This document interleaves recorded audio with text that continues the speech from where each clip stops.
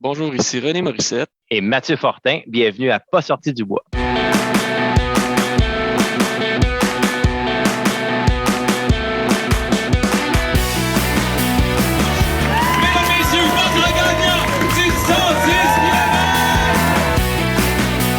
tu commences à te sentir bien en courant un ultramarathon, fais-toi-en pas, ça va passer. Grand champion du 125 km! Cet épisode est présenté par NAC, le partenaire officiel de Pas sorti du bois. Que ce soit sous forme de barres, de gaufres ou de poudre protéinée, NAC a tout ce qu'il te faut pour te soutenir. Perso, moi j'ai un gros coup de cœur pour les gaufres caramel salées, puis je peux vous confirmer que j'en mange pas juste en m'entraînant. C'est des produits développés par et pour des athlètes d'endurance avec un grand souci environnemental, puis en plus, c'est 100% québécois. Je peux pas trop en parler, là, mais il paraît qu'il y a de bien belles affaires qui s'en viennent pour NAC en 2022. En tout cas, je dis ça, je dis rien. NAC t'offre un rabais de 15% avec le code promo pas sorti du bois sur le nacbar.com. PASSORTIDUBOIS. Merci NAC et bon épisode. Ouais, ben, on n'est pas sorti du bois, hein?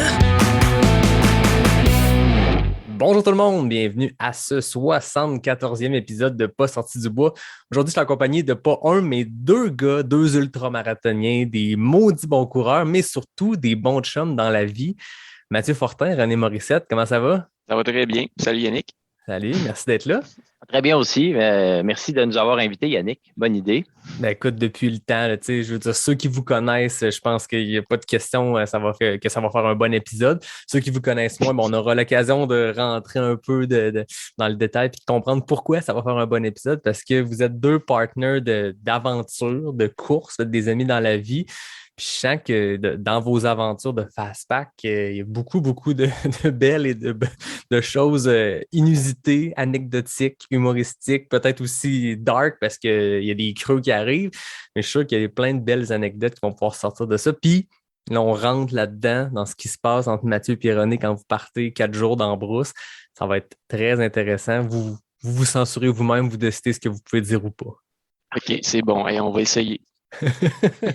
Grâce à la technologie, on est les trois à distance. Moi, j'aurais bien aimé ça, vous faire ça en vrai avec vous parce qu'on est tous de Québec, on a couru quelques fois ensemble. J'ai même eu la chance de finir mon Bromont Ultra à vos côtés. Ça sera pour une prochaine fois. Il y aura sûrement une part 2 parce que je sens qu'il y a beaucoup d'affaires à raconter. Pour l'instant, hein, confinement, COVID, on revient à nos bonnes vieilles habitudes de l'année passée. On va faire ça sur Zoom. Première grande question, les boys, qu'est-ce que vous buvez? Ben, moi, j'ai bois une noire. J'aime beaucoup les noirs. Donc là, je goûte pour la première fois une noire de l'île d'Orléans. Donc, je découvre cette microbrasserie-là. Puis, allons-y avec ça. Excellent, toi, Mathieu? Moi, je bois une nordicité de champ libre, une IPA. Et puis, nordicité, c'est quelque chose qui m'appelle. Là. Je suis un homme de froid, j'aime le ski. Donc, ça me rappelle un peu la froideur des jours qu'on a là, en ce moment. Oui, c'est vrai qu'en ce moment, c'est pas chaud, pas chaud. Moi, de mon côté, je suis allé aussi dans la thématique, hors sentier. On est habitué d'aller hors des sentiers battus. Hein? J'ai un partenariat avec Boréal pour leur gamme de bières de micro sans alcool. J'ai décidé de faire janvier sans alcool pour le fun, pour la préparation pour ma course qui n'aura peut-être pas lieu. Je m'en vais en Arizona ou pas en février. Dans tous les cas, j'ai de la hors sentier. Pour moi, c'est la meilleure bière sans alcool. Donc, cheers à vous autres. Merci d'être là. Santé. Santé. Donc, entrons dans le vif du sujet. Je ne sais pas lequel des deux veut commencer, mais pour les gens qui ne vous connaissent pas, comment on peut résumer une vie en quelques paragraphes? Mathieu, veux-tu y aller? Oh my God! Moi, dans le fond, ça fait quelques années que je fais de la course en sentier, depuis au moins 5 ou 6 ans là, que je fais des ultras. Puis, comment les ultras sont arrivés dans ma vie? Avant, je faisais pas mal de vélo. Quand j'étais ado, j'ai toujours eu en fait une grande quantité d'énergie. Puis l'exercice, ça m'a toujours aidé à garder un grand équilibre. Je pense que c'est un thème là, qui va peut-être revenir souvent aujourd'hui, là, mais arrivé à un moment dans ma vie où il a fallu que je fasse un passage du vélo vers la course à pied. Puis j'ai l'impression de redire bien, il y a bien des coureurs qui sont passés à ton émission, Yannick, qui ont dit ça, tu sais. Quand tu as des jeunes enfants, tu ne peux pas sortir si longtemps. Donc, je me suis mis à faire de la course à pied. Et puis, rapidement, je me suis lancé là-dedans. Puis, j'étais dans un petit groupe là, de coureurs. Là. Au début, on faisait ça juste pour s'amuser. Mais rapidement, c'est devenu n'importe quoi. On s'est inscrit à des ultras. Arikana, c'est un événement que je fais depuis 2016. Et puis, j'ai croisé René un peu plus tard dans le parcours, peut-être en 2017. On s'est rencontrés pas mal dans cette période-là. L'idée du fast-packing est venue presque dans les mois qui ont suivi. Là. On avait le goût, lui et moi, de partir sur des très longues sorties avec un minimum de choses. Et puis, je pense qu'il y a un équilibre qui s'est fait entre ces expéditions-là, puis de l'autre côté, les dossards, les événements de course, la communauté de course. Et puis là, maintenant, on improvise au fil des événements, au fil des années, dans le fond, on choisit des événements. On est souvent là en même temps. On ne fait pas souvent la même chose nécessairement, mais on est toujours là pour s'aider jusqu'à aujourd'hui. Je voulais le résumer en quelques paragraphes sans trop bafouiller. Donc, René, je te passe la parole. Eh bien, moi, de mon côté, ça fait quand même, je dirais pas mal longtemps que je fais du sport en général, du ski, de l'escalade. Depuis au moins une vingtaine d'années, je fais du ski hors piste, puis de la course aussi, mais c'était pas de façon très assidue au début. Puis autour de 2014-2015, je me suis disloqué l'épaule solide en pelletant. Donc là, pas de ski l'hiver parce que mon épaule débarquait tout le temps. Pas d'escalade non plus, évidemment. Donc là, je me suis mis à courir un petit peu plus. Puis au courant de la première année, vraiment, je me suis vraiment aimé ça. Puis je me suis inscrit au premier demi-marathon à Rimouski que j'ai fait 2 fois. Un petit peu plus de course en sentier. Puis j'avais des problèmes de genoux aussi à gérer là-dedans. Donc, je trouvais ça quand même assez difficile. Puis j'ai persévéré. J'ai eu mon lot de blessures, évidemment. Puis, comme Mathieu l'a dit, j'ai rencontré une gang de coureurs en sentier autour de 2017. Et puis, j'avais déjà fait des courses un petit peu longue distance l'année d'avant, plutôt même cette année-là, en 2017. Puis là, ça a juste été un buffet de courses finalement là, depuis ce temps-là et d'aventures. Donc, pas juste des courses à dossard, mais vraiment des aventures être en plein air, un peu comme je faisais avant en ski hors piste où on partait plusieurs journées dans le backcountry. Donc là, le faire en courant, c'est vraiment le meilleur des deux mondes pour moi, là, pour l'instant. Là. C'est le fun. Je trouve le fun, les deux, dans votre parcours, en tout cas dans les dernières années. On s'est connus les trois à Ricana en 2019. On était dans le même chalet. Puis à ce moment-là, je me suis mis à plus pousser. Puis c'est ce que j'aime. Il y a des gens qui se bifurquent comme on est dans les aventures plus solo ou fast-pack. Puis les dossards, ça les intéresse plus ou vice-versa. Puis je sens que j'ai l'impression que vous avez comme cette balance-là, vous avez besoin de cette balance-là. J'ai regardé pour le fun vos palmarès de course, puis Mathieu, tu le disais, à Ricana depuis 2016, René depuis 2017, ensemble, vous totalisez 10 finishes à Ricana, dont 5 sur le 125. Bon, il y en a 4 qui appartiennent à Mathieu, mais René, par contre, tu dois être une des rares personnes qui a fait toutes les distances d'Aricana, les distances ultra du 42 classique, Saint-Siméon, 65, 80, 125. Puis vous êtes des gars qui revenaient en Gaspésie année après année, on pourra en jaser parce que ensemble, à deux, vous avez 3 finishes du 100 000, le plus difficile au Québec. Je ne sais pas si j'ai le droit de dire ça comme ça, mais tu regardes le pourcentage de finishers, je pense que je me donne le droit de le dire comme ça. Vous avez traversé ce mur-là impénétrable, ou je ne sais pas comment le décrire, qui est la Gaspésie. Fait que vous avez cette balance-là qui est intéressante.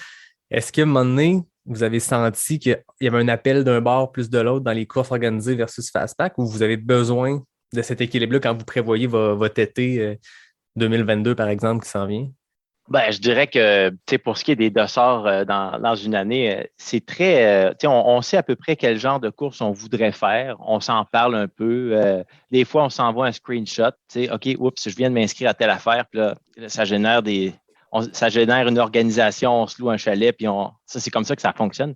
Mais on n'est pas du genre à planifier tous les dossards de l'année. Il y a quand même une petite marge de manœuvre parce qu'il est important pour nous, c'est aussi rentrer tout l'entraînement puis ces événements-là dans une vie familiale. René et moi, on est 2 pères de famille. On est pères juste de filles. C'est vraiment trippant, c'est le fun. Ils ont à peu près le même âge, si on veut. Là. Mais dans le fond, c'est rentrer ça dans un horaire de père de famille. Des fois, c'est pas simple. Fait que souvent, le projet de partir dans le bois pendant 4 jours, ça s'organise mieux dans nos vies qu'un événement qui lui, est annoncé longtemps d'avance. Là. Mais quoi qu'on aime ça, garder un équilibre. Puis tu parlais de la Gaspésia. Cette année, je m'en rappelle très bien, René et moi, on se disait, On ne retourne pas en Gaspésie cette année, on le fait, mais à un moment donné, il y a comme une espèce d'appel irrépressible qui nous prend, puis là, on voit tout le mouvement de gens qui s'en vont là-bas pour relever ces défis-là, puis on n'est pas capable, on y va, puis on a vraiment du plaisir. Cette année, ça a vraiment été très bref. Là. Moi, je n'avais pas le temps d'aller en Gaspésie. Je suis parti le vendredi matin, il y avait la course sur l'île le soir. Le samedi, je faisais le 55 du Gaspésia. Là, je suis allé voir René à la fin de sa journée. J'ai croisé Jasmin Gilles Fortin la nuit. Là, j'ai dormi 2 heures. Le lendemain, j'ai accueilli René à son arrivée. Tu sais, c'est le genre de petite fenêtre. Puis après ça, je suis revenu à Québec. Lundi, je travaillais. Ça, c'est le genre de choses qui peut fonctionner dans mon horaire. Là. Mais il y a quelque chose de mystérieux, comment ça peut marcher. Mais quelqu'un qui veut participer à ces événements-là, c'est juste une question de volonté. Tu t'organises puis tu y vas. Là. Puis à 2, c'est beaucoup plus facile. Quand on sait que l'autre gars est simple, l'autre gars, il va être là, il va être organisé, ça va être facile. À 2, c'est bien mieux. Là. Ben, j'abonde dans le même sens que Mathieu, c'est sûr, mais il y a tout le temps un événement fort à chaque année, je pense. C'est une grosse course ou un objectif, quelque chose d'original où on veut aller. Puis évidemment, il y a tout le temps un petit groupe de coureurs, soit qu'on s'enligne tous pour être autour de cette course-là, ou bien on en fait 1 ou 2 ou 3 par année. Mais en général, il y a un événement, je l'appelle comme ça, événement fort. Arikana, c'est vraiment une activité qui regroupe beaucoup de monde, puis c'est vraiment un happening qu'on aime faire.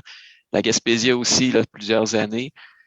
Donc là, c'est des dates qui sont assez séparées, donc ça donne beaucoup d'espace entre les deux pour placer évidemment tout ce qu'il y a au niveau vie familiale, les vacances, ces choses-là, la récupération évidemment, les rénaux, etc. Donc, il faut tout conjuguer ces choses-là en plus du travail. Et puis, ça fonctionne. Ça nous permet de fixer des objectifs. Puis, sérieusement, en tout cas dans mon cas, depuis que j'ai ces événements-là, ces jalons-là placés dans une année, on dirait que le temps file à une vitesse incroyable parce que on ponctue ça d'entraînement. On cédule nos entraînements avec notre vie familiale, les autres activités parallèles qu'on a. Puis finalement, le temps avance tellement vite. Là. On est déjà rendu, je regardais des courses qu'on a faites l'été dernier, puis on est déjà rendu au mois de janvier 2022, puis on dirait que c'était hier. Là. Donc, ça l'occupe bien le temps. Ben, un feu roulant. C'est ça qui est le fun aussi. Là. Je pense que quand tu as plein d'activités ou de choses au calendrier, que justement, ça remplit ton année, ça fait que tu es tout le temps soit en préparation pour la prochaine aventure ou justement dans tes fins de semaine plus familiales, les fins de semaine de réno. Puis c'est ça. Ça va vite. Là. Mais souvent, on essaie, côté fast packing, par exemple, ces genres de projets-là, on regarde les courses qu'on fait, mais puis c'est un peu à partir de là qu'on base, OK, quel temps qu'il nous reste, premièrement, de combien de jours on dispose de suite, puis où est-ce qu'on aimerait aller, puis on prend un peu ce qui reste, puis ce qui se combine bien avec l'agenda de course, si on peut dire. Puis finalement, on se fait quand même des beaux trips de fast packing, là, juste avec ça. Oui, puis on s'entend qu'un week-end, qu'il y a juste 2 personnes pour qui ça dépend, ou en tout cas, vos logistiques familiales, chacun individuel avec enfants, famille et tout le reste, ça reste que c'est plus simple que de se commettre des fois 6 mois. Tu sais, je vois la vitesse qu'Arikana se remplit chaque année, puis cette année, c'est des records de vitesse que il y a des distances qui sont déjà pleines. Il faut que tu prennes ta décision vraiment d'avance versus d'autres courses que tu peux y aller un peu plus dernière minute, mais un trip de fast-pack, vous êtes pas mal les maîtres de c'est quand, c'est où, puis on y va. Tu sais, ça se glisse mieux dans un agenda, j'ai l'impression. Absolument. Puis ça fait ces trips de fast-packing-là qu'on fait, souvent, c'est avant les événements. Par exemple, cette année, on a fait un trip dans Charlevoix 3 semaines avant Arikana. Ben, tu sais, ça fait quand même 4-5 jours avec beaucoup de kilomètres, beaucoup de dénivelé, avec une charge sur le dos. Quand tu arrives le jour de la course, ça a bien beau être un 125, mais c'est comme amusant parce que là, tu as des gens qui te donnent de l'eau, puis qui te donnent de la bouffe, puis qui t'encouragent. Peu importe, c'est loin dans le bois, mais il y a des gens qui sont là pour t'appuyer dans ta démarche. Alors qu'en fast-packing, puis on pourra y revenir peut-être, là, mais les ressources sont limitées. Il faut gérer les ressources. C'est pas juste une question de mental, de passer au travers de la distance, mais tout un appareillage logistique qu'il faut considérer également. Puis ça, c'est fascinant. Là. Ça rend les ultras, je veux pas dire des grossièretés, je veux pas dire que ça rend les ultras faciles, mais tu apprécies beaucoup plus que tu payes pour un dossard puis que tu as toutes sortes de choses qui te sont offertes le long du parcours. Là. Non, c'est clair. Je veux dire, quand tu viens de faire un 4 jours dans le bois, dans la brousse, que tu es ton propre ravito, ton propre crew, puis c'est à 2 perdu dans le bois. C'est pas le même game quand tu arrives à Ricana. Oui, des fois, il y a des ravitaux. Il y a du monde qui dit il est un peu loin entre ces deux-là. Ouais, 15 km entre deux ravitaux, c'est pas comme partir 100 km en fast-pack. Là. Exactement. Puis, tu sais, cette année, vous donner un exemple, il faisait très chaud. Il y avait une espèce de canicule. Là. C'était vraiment la grosse, les 30 degrés chaque jour. Puis souvent, on se disait, OK, normalement, il y a un cours d'eau à tel endroit, on va pouvoir se recharger avec nos filtres. Puis tu arrives là, mon gars, puis c'est complètement sec. Un lac que tu voyais là, qui faisait quasiment 500 pieds, il est complètement sec. Tu ne peux pas te prendre d'eau là. Il faut que tu continues. Comme ça, tu n'as pas le choix. Là, là tu étais plus en mode survie, alors que c'est ça. Alors que l'expérience de course à pied dans des événements, c'est pas ça le produit. Là. Ça, le fast packing et les courses, c'est vraiment deux produits différents. Là. Exact. C'est la même action qui est de courir, mais c'est dans des contextes complètement différents, dans des défis qui sont différents. Tu sais, vous êtes des gars qui, je pense, qui roulaient assez vite aussi en course, mais en fast-pack, il y a une réalité qui est différente. Puis je suppose que quand tu es à sec puis tu arrives à ton point d'eau qui est supposé être ton oasis puis il n'est pas là, ça ralentit un peu le pace quand ça fait 3 heures que tu n'as pas bu. Là. Mais il y a une règle d'or, par contre, c'est que même s'il y a des choses qui ne se passent pas comme tu l'as prévu, il y a une règle qu'il faut retenir, Yannick, c'est que nous, on n'a pas le droit de chialer, on ne chiale pas. Là. Jamais. On reste dans une attitude positive parce que c'est un peu contagieux, ces attitudes-là. Hein. Si on se met à rire de nous-mêmes, d'être là devant un lac sec puis qu'il nous reste encore 7 km dans l'Orignac à faire à 30 degrés, si on réussit à rire de ça, il n'y a plus grand-chose qui peut nous arrêter. Là. Je l'ai chialé une fois. Puis Mathieu, il m'a fait tout ce qu'un sermon ce matin-là. Je n'ai pas chialé de la journée après. Ça a été quoi le premier trip fast-pack / aventure que vous avez fait ensemble? Le premier trip qu'on a fait ensemble, en fait, on l'a baptisé on l'a baptisé la SFR 300 pour la Skyrunner Fun Run. On s'est dit, on va appeler ça comme ça. C'est son vrai nom. 300 parce que ça totalisait un 300 km. C'était pas nécessairement une petite aventure pour tester la chose. C'était vraiment pour, on va le dire, là, mettre la barre assez haute, se lancer un défi. Puis, on n'avait jamais vraiment couru plusieurs journées, une à la suite de l'autre. Puis, on s'était pas vraiment non plus entraîné des mois et des mois d'avance pour ça. On s'est dit, bon, on a un bagage quand même intéressant d'entraînement de course, de gestion de la course, gestion de l'énergie. Puis, ça devenait plus un trip de planification d'une expédition. Donc, on s'est dit, OK, on part de Québec, on s'en va jusqu'à Saint-Siméon par les sentiers. Donc là, l'idée, c'est de connecter un paquet de sentiers ensemble en partant de Québec. Puis, c'est pas en partant de Québec, en prenant notre auto, en allant se stationner à quelque part, c'est le matin, on ferme la porte de notre maison, puis on part à Saint-Siméon en courant. Donc déjà, ce feeling-là était très, très agréable parce qu'on part avec notre sac à dos, puis on s'en va vraiment à un endroit qui est quand même assez loin, mais par des sentiers. Par la route, c'est beaucoup plus court. Puis là, l'aventure, c'était de découper ça en journées qui étaient faisables, en étapes réalistes, regarder au niveau des ravitaillements, les endroits où on peut dormir, parce qu'on s'est dit, bon, là, on ne traînera pas nécessairement de tente, on va y aller avec des refuges ou des chalets, quelque chose comme ça, un hébergement qui est un petit peu plus facile pour la première fois. On a enlevé des variables de difficulté à ce niveau-là, puis des ravitaux assez fréquents. Donc, au départ, c'était à chaque 2 jours, on pourrait se ravitailler, aller se porter un bac de nourriture, peut-être du linge de rechange, des trucs comme ça, à des endroits clés. Puis, on a commencé à monter vraiment un fichier avec des distances, l'équipement qu'il nous fallait, la nourriture. En plus, c'était un petit peu plus moi qui ai regardé ce côté-là. Mathieu a regardé plus le côté parcours. Puis là, combien de calories, les repas, qu'est-ce qu'on amène, la bouffe, etc. Puis, de fil en aiguille, on a commencé à parler de ça à des amis. Puis là, on a senti un engouement pour ce projet-là à travers notre groupe d'amis. Puis il y a plein de gens qui étaient super intéressés à embarquer dans l'aventure avec nous. Nous, on ne voulait pas nécessairement inclure un paquet de monde pour courir tout ça avec nous, mais tout le monde avait, pas tout le monde, mais plusieurs personnes avaient une petite fenêtre. OK, cette journée-là, je pourrais venir courir avec toi, avec vous. Moi, je pourrais aller porter votre bac de nourriture, votre bac de ravito à tel endroit. Je pourrais le ramener, des choses comme ça. Donc, ça s'est carrément, là, on a eu une ouverture incroyable. Puis, finalement, on n'a pas eu une seule fois à aller mettre un bac de ravitaillement quelque part puis à le ramener. Tout était, entre guillemets, clé en main. Puis, à chaque jour, à part une journée, à chaque jour, on avait 2 pacers avec nous. Donc, tous nos amis proches s'est embarqué. Puis tout le monde, on a eu du fun à chaque jour parce que des discussions différentes, des niaiseries différentes, un mood différent, un état physique qui était totalement différent d'une journée à l'autre. Fait que ça a été une aventure assez incroyable qui a solidifié tout notre groupe, qui nous a donné quand même assez confiance dans la faisabilité de la chose, mais c'était quand même difficile. Je pourrais laisser Mathieu continuer à en parler un peu, pour prendre le 100% du micro là-dessus.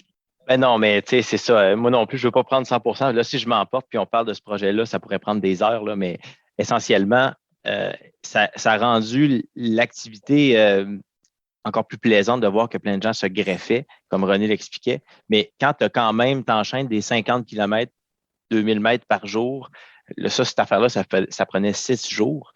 Il reste qu'à la fin, on a beau avoir des bonnes attitudes, mais des fois, les jambes faisaient mal, puis les pieds faisaient mal, mais il fallait continuer. Tu sais. Puis je pense que l'esprit du fastpacking, c'est vraiment de traverser du territoire, puis de profiter aussi de chaque moment qu'on voit, chaque paysage qu'on rencontre, puis de vraiment essayer de baisser la pression sur cette quête de la performance sur la montre puis le temps. Tu sais. Le but, c'est vraiment de se rendre à une destination. Puis je l'ai vraiment vu comme un genre de voyage initiatique. Puis pour moi, le village de Saint-Siméon, c'est un village qui est très important. Je vais vous expliquer.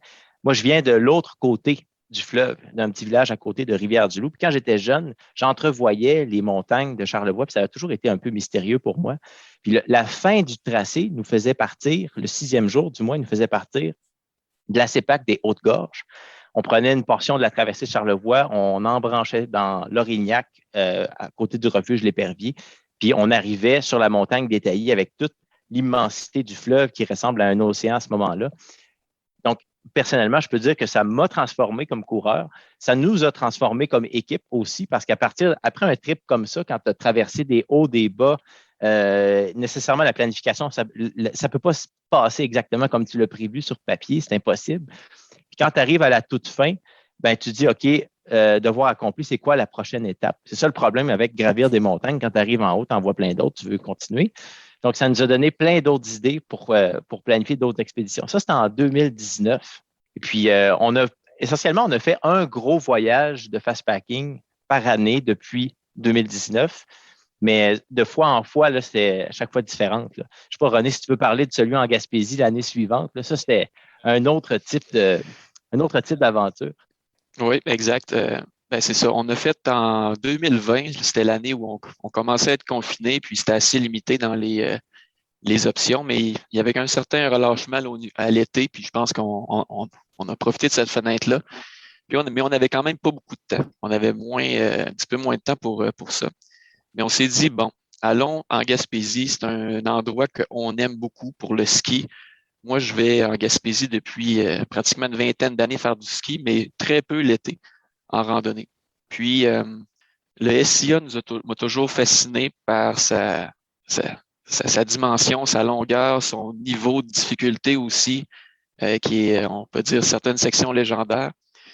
Puis, on avait 4 jours devant nous. On s'est dit, qu'est-ce qui se ferait en 4 jours qui serait intéressant? Un endroit qui est vraiment reculé. On cherchait aussi un certain isolement. Un endroit où est-ce que, bon, c'est pas grave, même si on n'était pas rejoignable, si on pouvait rejoindre personne non plus. On était livrés à nous-mêmes avec l'expérience qu'on avait. On s'est dit, bon, ça doit être faisable. Donc là, on est parti sur l'idée de faire la réserve de Matane du poste John, je pense. C'est comme ça qu'il s'appelait, le poste John, à l'entrée de la réserve de Matane jusqu'à la CEPAC, finalement, au pied du Mont-Albert. Ça totalise une distance de 175-176 km avec un 10 000 mètres de dénivelé. Donc, 45 à 55 km par jour à peu près, mais beaucoup de dénivelé, puis bien du technique, bien de la bouette. On a eu les pieds mouillés pendant 4 jours dans la bouette. Il n'y a jamais rien qui a séché. On ne traîne pas de linge vraiment à part ce qu'on a sur le dos. Donc, on le lavait le soir, on l'étendait. Le lendemain, il était encore mouillé. On remettait ça, puis on repartait. Mais, comme Mathieu l'a dit, on n'était pas là pour chialer. Puis, on a eu du fun. C'était les plus beaux paysages qu'on a vus en termes de randonnée. Même si c'était très, très, très difficile techniquement. On a fait 3 premiers jours en autonomie, puis une dernière journée après un ravitaillement. Donc, notre sac était vraiment lourd. Il a fallu qu'on se rationne vraiment beaucoup. Mais c'était incroyable comme trip. Oui, vraiment. Puis là, c'est vraiment dans ce trip-là en Gaspésie que c'était vraiment le matériel minimum à sa plus simple expression. Puis il y a quelque chose d'un peu philosophique dans ça, je pense, le fast-packing, par rapport à nos vies, à René et moi, dans notre vie familiale, dans notre vie au travail. On est vraiment dans un monde d'accumulation, puis on a besoin de développer tout le temps des soft skills, d'être toujours dans l'écoute puis dans la bienveillance continuellement. Alors que là, à l'autre extrême, on a un trip de fast-packing où on a le moins de choses possibles. On est vraiment dans les besoins les plus élémentaires. Dans le fond, si à chaque jour, ta principale préoccupation, c'est j'ai-tu assez de bouffe pour ma journée? Est-ce que je suis capable de me rendre avec l'énergie que j'ai jusqu'à l'autre refuge pour dormir, refuge ou peu importe, là? Puis, de se rendre là dans une espèce d'équilibre puis de silence intérieur. C'est ça qui est le fun de courir avec René. C'est que René et moi, sûrement tu voulais nous poser la question. Qu'est-ce que vous vous dites pendant toutes ces longues journées dans le bois? En fait, on parle, on a des sujets de conversation, mais c'est jamais bien long, puis c'est très simple. Hein. Ça se résume à assez peu de choses, puis ça fait du bien. C'est un espèce de moment là, où on peut communiquer de façon simple puis authentique autour de besoins qui sont clairs, qui sont réels. Ça fait énormément de bien. Puis l'idée de rentrer, j'ai une expression, là, moi je dis rentrer dans le bois. Tu rentres dans le bois, là, puis après ça, tu es comme inaccessible, tu es inatteignable. Donc, c'est comme de faire fi de toutes les préoccupations, puis de toute l'anxiété générale de la société là, pour se ramasser dans un environnement hostile, forestier, puis vrai, puis brutal. Donc, là, je pourrais m'emporter encore, là.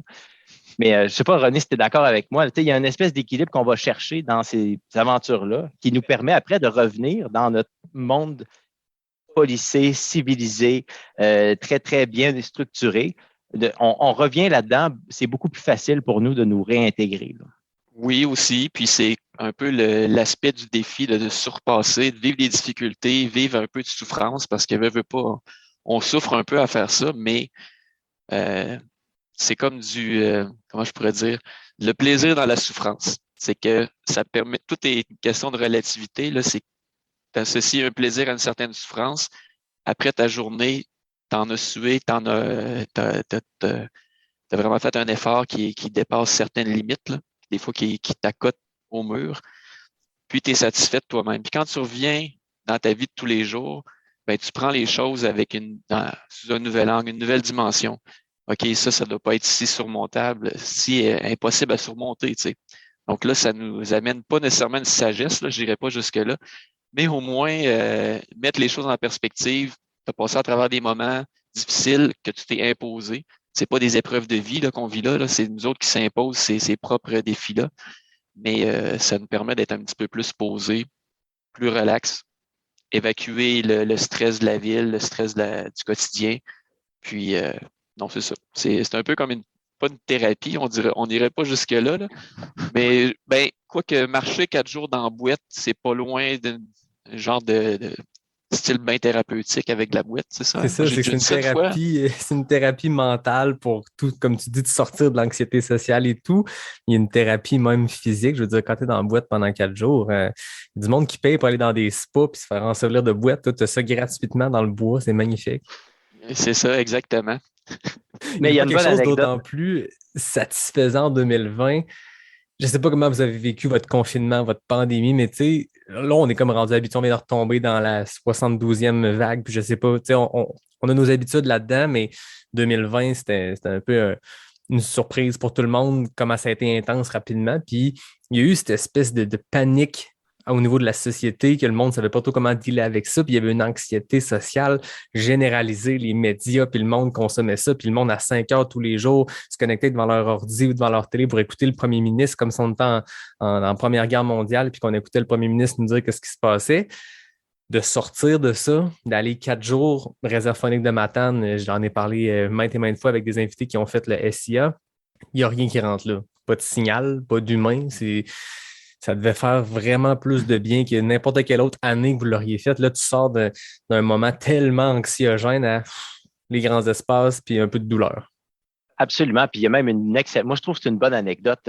Dans notre jour 3, tu te rappelleras, René, dans cette aventure-là, jour 3, on part d'un certain lac quelque part. Là, j'aurais oublié, avant le mont Nicole-Albert. Puis ce matin-là, on se réveille très tôt, 5 heures. La grosse tempête de vent, il pleut fort, ça fait du bruit, des arbres craquent. Là, on s'en va au sommet du mont Nicole-Albert. Il y a tellement de vent, là. Mes bâtons de course, ma casquette, il faut tout que je tienne ça fort dans mes mains parce que ça veut s'envoler. Puis là, j'ai une vidéo que je prends de René qui dévale une pente à toute allure dans cette espèce de tempête-là, puis qui dit tout bas à côté de moi, quand il passe dans le sentier près de mon téléphone, il dit « c'est thérapeutique ». Puis il continue dans la vallée. Ça, c'est un bon exemple, tu sais, c'est que même dans ces conditions-là, on tripe, on a du fun, c'est simple, tu sais. Ah oui, on se faisait fouetter de tout bord, de tout côté. Puis la réserve de Matane, c'est un endroit très... le sentier, il a tendance à se refermer assez rapidement. Les fougères nous passaient en dessous des bras.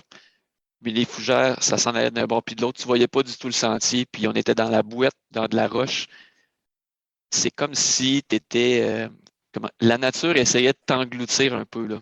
Essayait de t'engloutir. Tu te faisais ramasser par le vent, la pluie. Mais on continuait d'avancer. Puis c'était ça qui était paradoxal là-dedans. C'est que malgré toutes ces...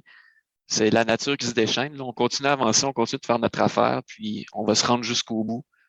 Puis c'est notre moment, c'est notre exutoire, là, à ce moment-là précisément. Puis la nature nous donne ça, fait qu'autant en profiter.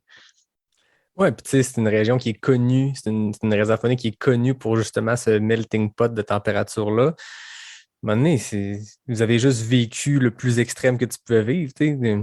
Tu arrives là, puis c'est le gros soleil, c'est beau, c'est le fun, mais là, vous avez vécu la vraie Gaspésie, la vraie réserve faunique de Matane qu'on entend parler dans des légendes lointaines de gens qui sont partis au vent. Là. Vous l'avez quasiment vécu, là. Ah, puis écoute, Yannick, on va être obligé d'y retourner, je ne sais pas cette année, mais un jour, il faut retourner voir ça parce que c'est vraiment marquant. Puis les auditeurs qui sont jamais allés, là, ça vaut tellement la peine. Le secteur que j'ai préféré, c'est justement celui autour du mont Nicole-Albert, le mont Fortin, le mont Blanc. C'est des endroits complètement, c'est lunaire, là. C'est vraiment, ça vaut la peine de s'y rendre, faire de la course à pied, mais juste de la randonnée, là. Puis en hiver, je pense qu'il y a beaucoup de ski hors piste. Je suis jamais allé skier là. René, lui, avec sa grande expérience, son âge vénérable aussi, sûrement qu'il est déjà allé. J'en ai jamais parlé. Tu es allé skier là, René? Ben oui, je suis déjà allé skier là. Ben justement, en descendant le Mont Blanc, on a eu un moment de contemplation en regardant une montagne où est-ce que c'est des champs de fougères parsemés d'arbres. Ben là, on est en plein été, là, mais dans mes yeux, ce que je voyais, c'était des lignes de ski. Et quand on arrivait au Mont Fortin, à l'arrière de ça, tu as le Mont Logan, que j'ai déjà skié, puis on voyait les couloirs. Moi, là, je me transposais quelques années en arrière, puis je voyais du ski là, mais on était en randonnée l'été, puis là, les images de ski me rentraient dans la tête, c'était juste capoté. De le voir de cet angle-là, je l'avais jamais vu vraiment de cet angle-là. Donc, c'était vraiment, vraiment super intéressant. Puis là, j'ai compris une certaine dimension parce que la première fois que je suis allé au Mont Logan avec ma gang de vieux, je les appelais comme ça, mais là, je suis rendu de leur âge. On arrivait en haut du Mont Logan dans le temps qu'il y avait encore l'ancien refuge qui était carrément sur le top du Logan, tenu avec des haubans. Puis, on arrivait à la fin de la journée, il était autour de 3h30, 4h, puis mon ami dit « Il faut qu'on aille chercher de l'eau. » C'est beau. On vide les sacs, on met toutes les gouttes de tout le monde dans le sac. Moi puis lui, on descend. Je pensais que le ruisseau n'était pas loin. Non, il était au pied du Mont Logan. Donc là, après 20 km de ski hors piste avec notre gros sac à dos de 45 livres, on redescend le Mont Logan au complet, puis on remonte ça avec nos sacs à dos chargés d'eau. Cette journée-là, là, je m'en souviendrai toujours, mais c'était une des journées où j'étais le plus brûlé, encore plus qu'une journée de fast-packing. Mais là, quand j'ai vu le Mont Logan, c'est à ça que j'ai pensé, à cette journée-là. Donc, la Gaspésie, pour nous, là, c'est un coup de cœur assuré. Là. J'aime que vos deux courses fortes, vos deux événements forts auxquels vous retournez année après année, c'est Arikana et c'est le Gaspésia. Puis vos deux premiers trips de Fastpack étaient exactement dans ces deux lieux-là. D'abord, Charlevoix, connecté Québec à Saint-Siméon. C'est complètement fou. Surtout qu'en plus, maintenant, le nouveau 42 Saint-Siméon s'en va dans ce sentier-là qui est magnifique, qui a été un coup de cœur exceptionnel cette année. Deuxième trip de Fastpack, la Gaspésie. Bon, c'est pas dans le même coin que le Gaspésia, mais je pense que René, tu avais déjà fait même l'UTMA, toi, dans le temps, qui était pas non plus dans la réserve faunique de Matane, mais ça reste quand même dans ces grandes montagnes-là. Là, 2021 arrive, 3e trip de Fastpack. Qu'est-ce qui s'est passé cette année? Ben, dans le fond, en 21, si je peux me permettre, cher René, dans le fond, en 21, on n'avait pas vraiment de course d'organiser. On voulait juste s'en aller, on voulait rentrer dans le bois. J'en reviens avec cette expression-là. Fait qu'on s'est dit, on va aller dans nos sentiers préférés. Imagine-toi, on est retourné dans Charlevoix, mais avec un objectif un peu tordu. On s'est dit, nous, on veut aller passer au moins 2 nuits dans un petit camp qu'on connaît, un petit camp qui est quand même secret. Là, je vais en parler, tout le monde peut bien y aller, c'est pas grave, là, mais proche du lac Boudreau, au nord, il y a un petit camp qui s'appelle le Boudreau. Puis là, nous, on s'est dit, on va partir de Saint-Siméon, puis on va aller veiller au camp Boudreau. On a fait ça sur 5 jours.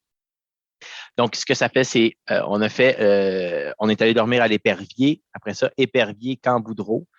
Notre 3e jour, juste pour relaxer, on a fait le sentier des chutes. Ça, c'est la boucle sur le sommet des Morios. Vraiment en mode relax. Qu'est-ce que ça veut dire, le mode relax pour nous? C'est, on n'a pas de sac sur le dos. On ne va pas trop vite en montant, on prend des pauses, mais quand on descend, c'est à toute allure, vraiment au max, c'est vraiment intéressant.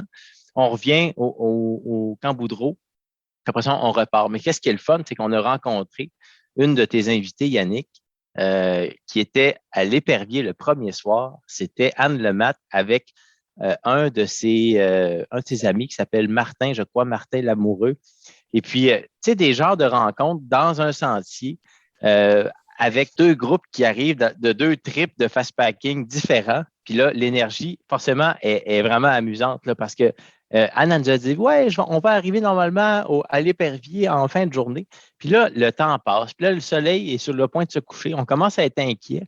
Quand tu es inquiet que quelqu'un arrive dans un refuge au fond du bois puis que tu n'as pas de réseau, c'est pas pareil comme être inquiet en ville. Tu sais, c'était vraiment une inquiétude à la bonne à l'ancienne façon. Tu sais, quand nos aïeux étaient inquiets qu'un tel n'était pas rentré, là, ça ressemblait à ça. Fait que, mais essentiellement, ce qu'il faut retenir de notre trip cette année, c'est qu'on ne voulait pas se casser la tête. Ce qu'on a fait, c'est tout simplement, on a laissé un bac à quelque part dans la forêt de ravitaillement. On s'est rendu au camp Boudreau. On a passé 2 jours là. On est revenu. Ça a vraiment consolidé, malgré qu'il y avait la grosse canicule, ça a vraiment consolidé l'entraînement en préparation pour Arikana parce que c'était vraiment dans les mêmes sentiers. Puis c'est des sentiers qu'on aime. Là. On n'a pas besoin de plus que des sentiers aussi bien faits que ceux de Lorignac, de la traversée de Charlevoix.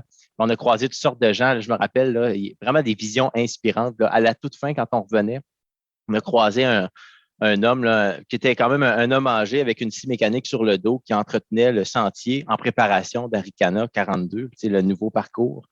Et puis là, quand tu rencontres un homme comme ça qui fait un travail de nettoyage, là, tu te dis, ouais, dans le fond, là, moi, quand je serai vieux, à quoi je pourrais ressembler? Je pourrais peut-être ressembler à ce gars-là qui est dans l'Orignac en ce moment. Il a l'air d'être bien. T'sais. C'est ce genre de rencontre-là qu'on peut aller chercher dans des trips comme ça. Ça fait des belles journées dans le bois. Ah oui, exact. C'est drôle parce que Anne, en fait, je l'ai reçue à l'épisode dernier. Vous n'avez pas encore écouté parce qu'il n'est pas encore paru au moment où on se parle là. Mais elle parle de vous comme étant des inspirations. Puis elle parle de votre premier trip, celui de 2019, où je pense qu'elle est venue vous pacer. Puis je pense que c'est elle, à ce moment-là, qu'elle a eu la piqûre justement du Fastpack ou d'essayer ces genres d'aventures-là un peu plus en solo ou en tout cas en dehors des cadres d'une course organisée. Puis j'ai failli poser la question parce qu'elle me disait moi, j'écrivais à René puis j'avais des questions. Qu'est-ce que je dois amener? Le gear. J'ai le goût d'embarquer là-dedans avec vous parce qu'il y a 2 choses que vous avez racontées dans votre préparation. Il y a René, tu parlais de bouffe, de gear, de calories par jour, de faire ces calculs-là dans un beau fichier Excel. Puis il y a la portion cartographie. Surtout, j'ai l'impression pour le premier trip qui n'était pas une traversée classique. Tu sais, votre 2e année, je comprends que vous avez suivi le SIA dans une portion. Donc, bon, il paraît que ce n'est pas évident par moment, mais ça demeure que c'est un sentier. Il y en a un, on le suit. Là, à partir de Québec, là, de Beauport, je ne sais pas de où, puis se rendre jusqu'à Saint-Siméon, il y a une bonne job de cartographie. Commençons par la portion cartographie. On reviendra après ça au gear. Bien, parfait. Je peux peut-être commencer sur la portion cartographie. Je m'en suis occupé peut-être un peu plus dans cette aventure-là en particulier. L'idée, c'était de relier des sentiers les uns avec les autres. Mais tu sais, des fois, quand tu fais ça sur des applications comme même Strava, maintenant, on peut le faire sur Google. Des fois, ça a l'air qu'il y a un sentier qui passe là, tu peux tracer par-dessus, ça a l'air correct. Mais quand tu arrives sur place, ça ne se passe pas forcément comme tu as prévu. Fait que, qu'est-ce qu'on a fait? pour équilibrer les journées aussi, parce qu'il ne faut pas se faire des tracés qui vont débalancer complètement l'aventure. Vraiment, la bonne façon de faire un fast-pack, c'est d'y aller en pyramide. Tu commences avec une journée pas trop dure. Après ça, tu augmentes la difficulté. Puis après ça, la dernière, normalement, tu la fais pas trop difficile. Là, cette fois-là, disons qu'on a un peu, on n'a pas appliqué cette règle-là, là, mais en général, c'est comme ça qu'on les fait, nos trips. Et puis, l'idée, c'était de partir. Moi, j'habite le centre-ville, quartier Saint-Sauveur à Québec. Verrouiller la porte de mon appartement, partir, aller rejoindre René, qui est un peu plus haut dans les hauteurs de Beauport, et puis d'aller rejoindre les lignes d'hydro qui étaient au bout de la rue Seigneurial. En tout cas, les auditeurs qui sont de Québec vont comprendre c'est où. Là. Il y a les lignes d'hydro, puis il y a des pistes de VTT, puis de moto, puis de toutes sortes de choses. Là. Donc, on a couru là-dedans avec tout ce que ça peut comporter. Moi, je ne suis jamais allé là-dedans. Je savais que ça passait parce qu'il y a des 4 roues, mais c'est plein de marécages. On était dans une période, il y avait beaucoup d'insectes. C'était vraiment wild. Vraiment, ce qu'on avait tracé comme étant un 50 km qui nous apparaissait relativement facile. C'est pas de problème, il n'y a pas trop de dénués dans cette journée-là. Mais finalement, c'était vraiment plus dur qu'on a cru parce que, justement, il y avait cette chaleur-là en dessous des lignes d'hydro. Il y a découvert tout le temps. Tu n'es pas dans un sentier fermé. Là. Les lignes d'hydro, c'est coupé à blanc pour une traque de, 10 mètres de large. Fait que tu es face au soleil, aux éléments. Là. Puis il y a plein d'autres. Les gens qui sont là, ils sont propulsés par des moteurs à gaz, là, donc ça fait du bruit. Puis quand tu cours dans ces endroits-là, c'est toi le weirdo. Tu n'as pas d'affaire là. Tu sais, qu'est-ce que tu fais à courir? C'est comme pas bon. Après ça, là, une des portions les plus amusantes là, dans ce trip-là, du moins, c'était du camping du Mont-Saint-Anne pour aller rejoindre le sentier des Caps. Tu sais, le fameux sentier Mestachibo, le mythique. Moi, je redoutais ça. Je n'étais jamais allé. Je me disais, ça doit être vraiment dur de la façon que les gens en parlent. Puis on était accompagnés par 2 coureurs, Thomas Duhamel, Guillaume Barry, qui sont quand même rapides. Là, c'est 2 bons coureurs. Puis là, on s'est alignés là-dedans. Puis finalement, c'était beaucoup plus facile qu'on croyait parce que finalement, c'est bien balisé. C'est super bien construit, ce sentier-là. Il est beaucoup moins pire que la réputation qu'on lui donne, le Mestachibo. Ça, c'est l'expérience que j'en ai eue. J'ai le goût d'aller sur le jour 3, René. Il y a quand même une bonne anecdote sur ce jour-là. On partait, regarde bien ça, on partait à quelque part dans le sentier des Caps, je pense que c'est le refuge Cap-Salut. Puis on voulait se rendre jusqu'à Baie-Saint-Paul. Fait que là, j'avais tracé quelque chose avec mon application qui passait par le sentier Louise Gasnier, ça allait Gabriel Roy, ça c'était fantastique. Puis il y avait comme un petit sentier qui nous permettait de rejoindre le bout de Gabriel Roy avec Baie-Saint-Paul. Puis là, quand on est arrivé là sur place, c'était fascinant parce que là, on était accompagné par 2 gars. C'était vraiment, nos amis clowns, là, sont vraiment drôles. Là. C'est deux coureurs vraiment amusants, Jasmin Gilles Fortin puis Jérôme Saint-Amand. Quand on est tous les 4 ensemble, là, c'est vraiment une comédie. Quand on arrive à un certain endroit pour rejoindre 2 sentiers, imagine ça, au départ, on est dans un gros chemin de motoneige. Après ça, on est comme dans un petit chemin de 4 roues. Après ça, on est dans un single track. Puis là, tout à coup, il y a bien des branches dans le sentier. Puis plus que ça avance, je me croyais à la Barclay, là, ça n'avait pas d'allure. Gros dénivelé, de la bouette. Puis les branches sont fermées comme ça. Fait qu'à à ce moment-là c'est important de parler de cartographie parce qu'à ce moment-là, il a fallu qu'on déroge de notre plan. Là, parce que le sentier que j'avais tracé, il ne passait pas. Il a fallu rebrousser chemin puis remonter un peu plus haut pour aller reprendre le sentier de la baie. Vers Baie-Saint-Paul. Fait que, tu sais, là, une des erreurs qu'on aurait pu faire, c'est essayer de continuer là-dedans, même si c'était pas praticable, parce que là, c'est le côté équipement qui aurait peut-être manqué. Tu sais, imaginons qu'on se rajoute 3 heures de course dans notre journée ou de 3 heures à marcher dans le bois. Peut-être qu'on aurait manqué de choses. Puis là, ça, c'est notre ingénieur René là, qui aurait été appelé en renfort. Là. C'est ça, on a comme un équilibre, je pense, nous deux. Il y a un équilibre de rationnel puis d'irrationnel. Je pense que le côté rationnel, c'est vraiment René. La portion prévision technique puis matériel, c'est vraiment lui le maître d'œuvre là-dedans. Fait que là, juste pour le début de ce trip-là, qu'est-ce que tu dirais sur la préparation matérielle? On continuera pour la deuxième partie du trip, si tu veux, après. Pour la préparation matérielle, j'ai lu beaucoup de mon côté sur les équipements. Évidemment, il a fallu qu'on s'équipe peut-être un petit peu mieux. Donc, regardez côté sac à dos, un élément qui est comme hyper important parce que là, tu t'en vas pendant une couple de jours avec un sac à dos courir. S'il ne fait pas l'affaire, si tu ne l'as pas bien testé avant, ben tu peux souffrir longtemps. Puis j'en connais qui ça s'est passé comme ça. Ils sont revenus avec le dos en sang, littéralement. Donc, nous, finalement, on a acheté le même sac à dos. Puis on l'a testé beaucoup parce que on faisait du commute ensemble. Moi, je partais de Beauport, j'allais travailler dans le secteur de l'université. Le sac à dos il était souvent plein, puis je pouvais le tester comme il faut. Donc, j'étais vraiment habitué avec ce sac-là. Puis après ça, toutes les autres choses, petits brûleurs, réchaud, sleeping bag, tout ce qui est plus minimaliste, les vêtements, on amène vraiment juste ce qui est le strict nécessaire. Qu'est-ce que tu aimes le plus pour courir? Ben, pars avec ça. Puis, arrivé au refuge, on a un petit kit pour se changer, that's it. Puis, on compte sur le fait que ça se peut qu'on puisse rien laver, mais rendu là, c'est pas grave. Donc, ça, c'était vraiment le côté équipement. Puis, tout ce qu'on pensait peut-être se servir une fois durant le trip, ça n'avait pas de place dans le sac à dos, carrément. Donc, il fallait absolument que tout ce qui rentrait là-dedans, c'était des choses utiles à chaque jour, essentielles. Et puis, ces essentiels-là, est-ce qu'on peut encore diminuer le poids? Est-ce qu'on peut diminuer le volume? Qu'est-ce qu'on peut faire? Il y a toujours, c'est toujours possible d'acheter du gear hyper perfectionné, super dispendieux, puis vraiment avoir le nec plus ultra là-dedans, mais à un moment donné, il faut trouver un certain équilibre. Donc là, on a réussi avec ce qu'on avait déjà de quand même bien faire. Donc, ça a été ça pour le côté équipement. Là, je ne m'aventurerai pas dans tous les types d'équipements, évidemment, là, parce qu'on peut se perdre facilement. Puis côté alimentation, ben, on a misé sur les repas lyophilisés, principalement. Donc, les lyophilisés, même sur l'heure du dîner, on se faisait un lyo. C'était pas vraiment compliqué. Tu fais juste bouillir de l'eau, tu mets ça dans le lyo, tu refermes ça, tu continues à courir pendant que ça cuit. Entre guillemets, ça se réhydrate. Donc, on perd pas vraiment de temps. Puis, c'est très, très énergétique.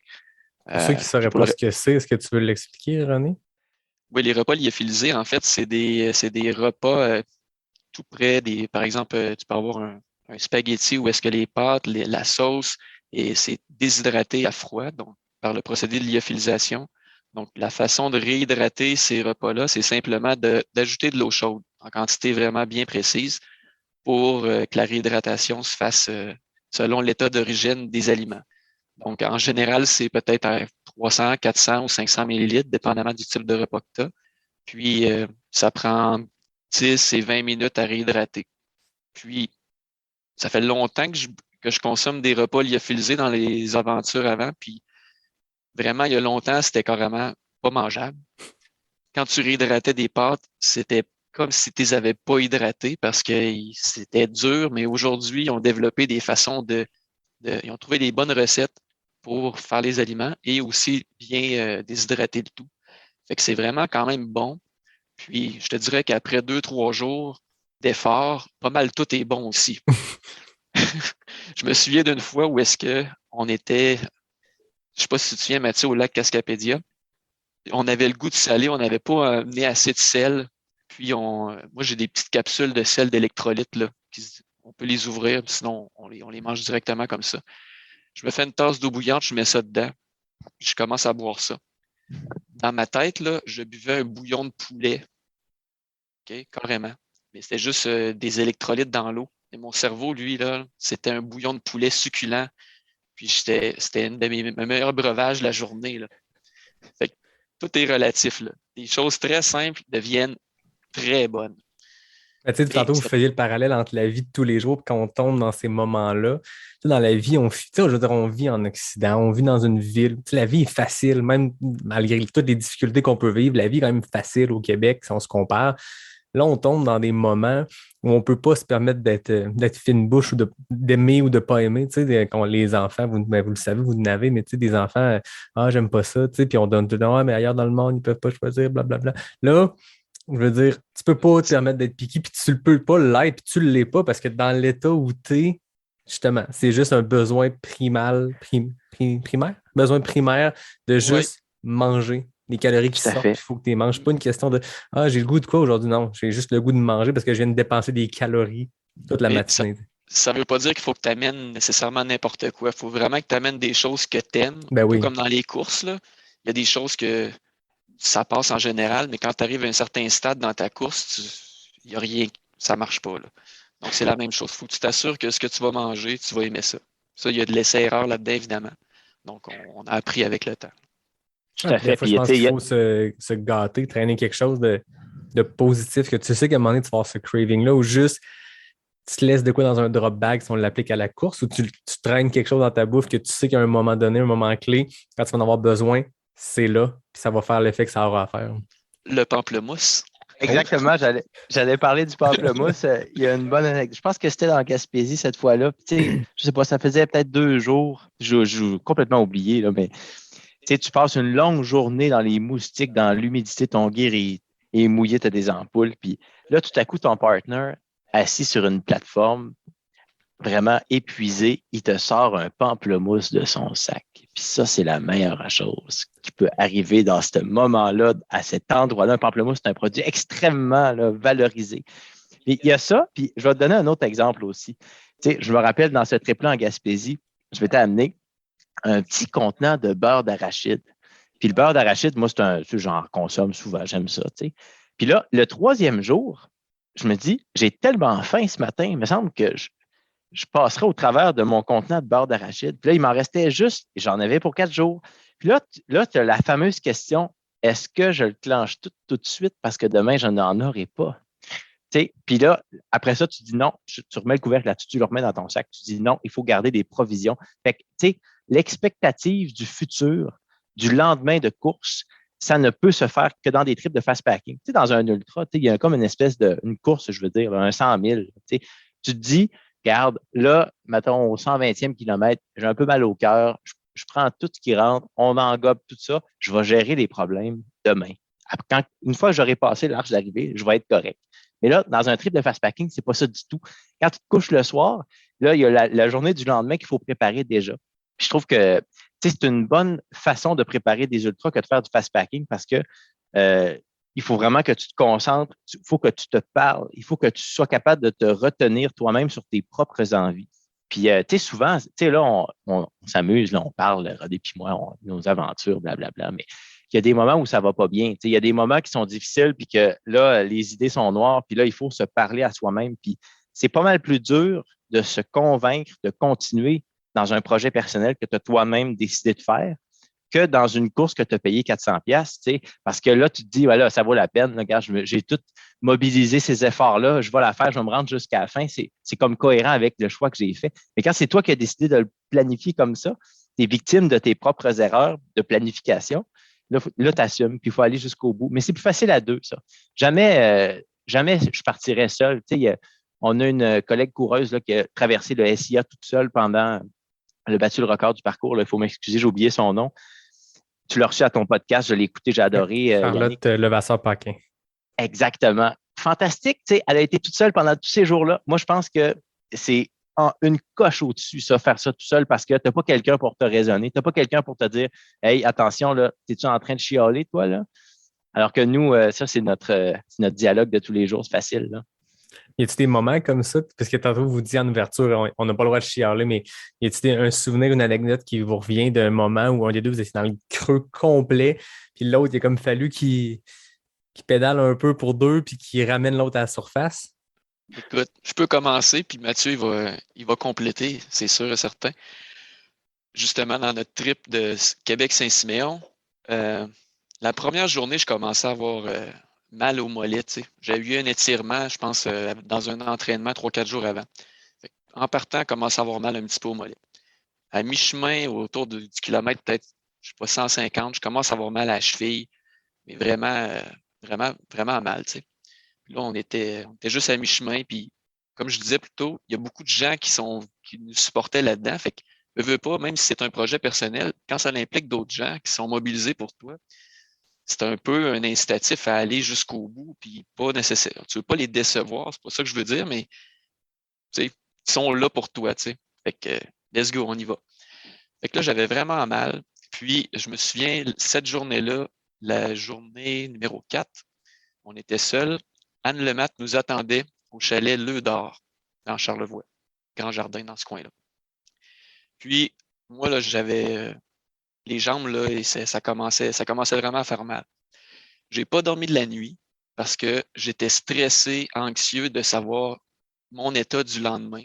Il y avait trop de choses qui me passaient par la tête, donc j'ai peut-être dormi 1 heure ou 2. Je me suis réveillé le lendemain, mais vraiment poqué. J'étais vidé, pas d'énergie. Cette journée-là, après, on avait 40 km à faire à peu près pour se rendre jusqu'au Haut-de-Gorge.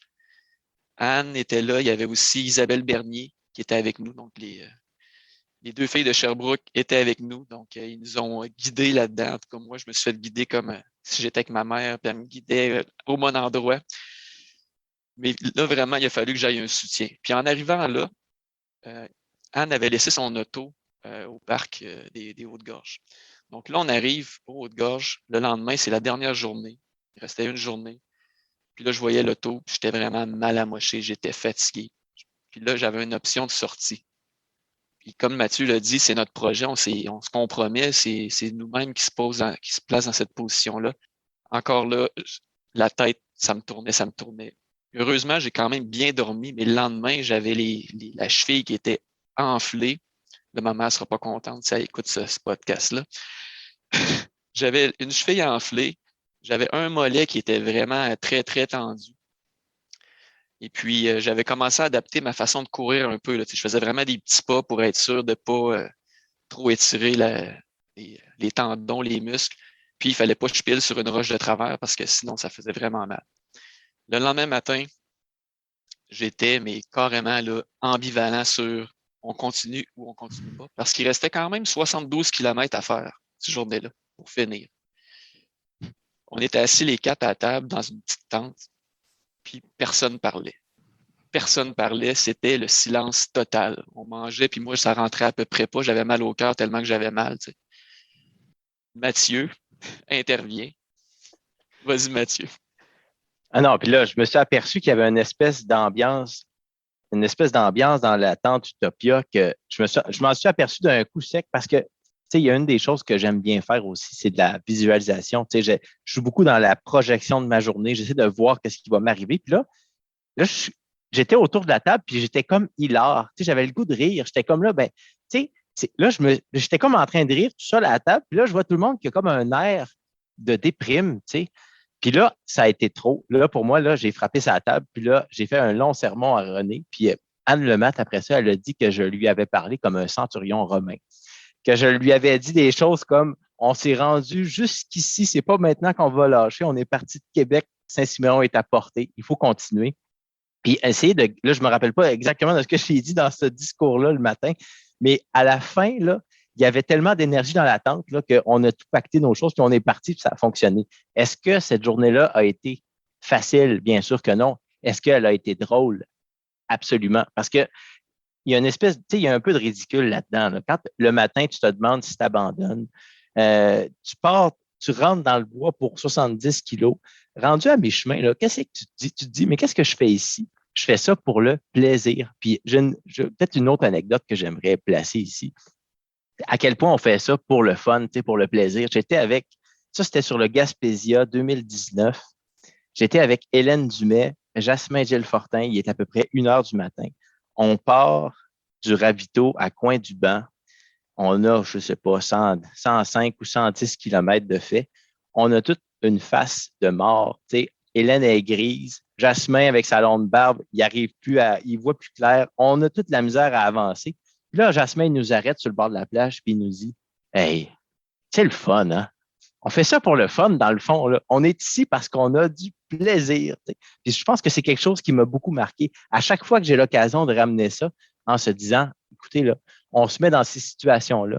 Il faut quand même qu'on apprécie chaque moment et qu'on ne se mette pas à avoir des pensées noires. » Puis, tu sais, ça serait facile de taquiner René avec ce matin-là. Ça nous arrive tous. Là. Ça m'est arrivé aussi de me dire, voyons, qu'est-ce que je fais ici? René me pousse, puis on continue, puis on finit ça. Mais je pense que ça fait partie de l'esprit d'équipe.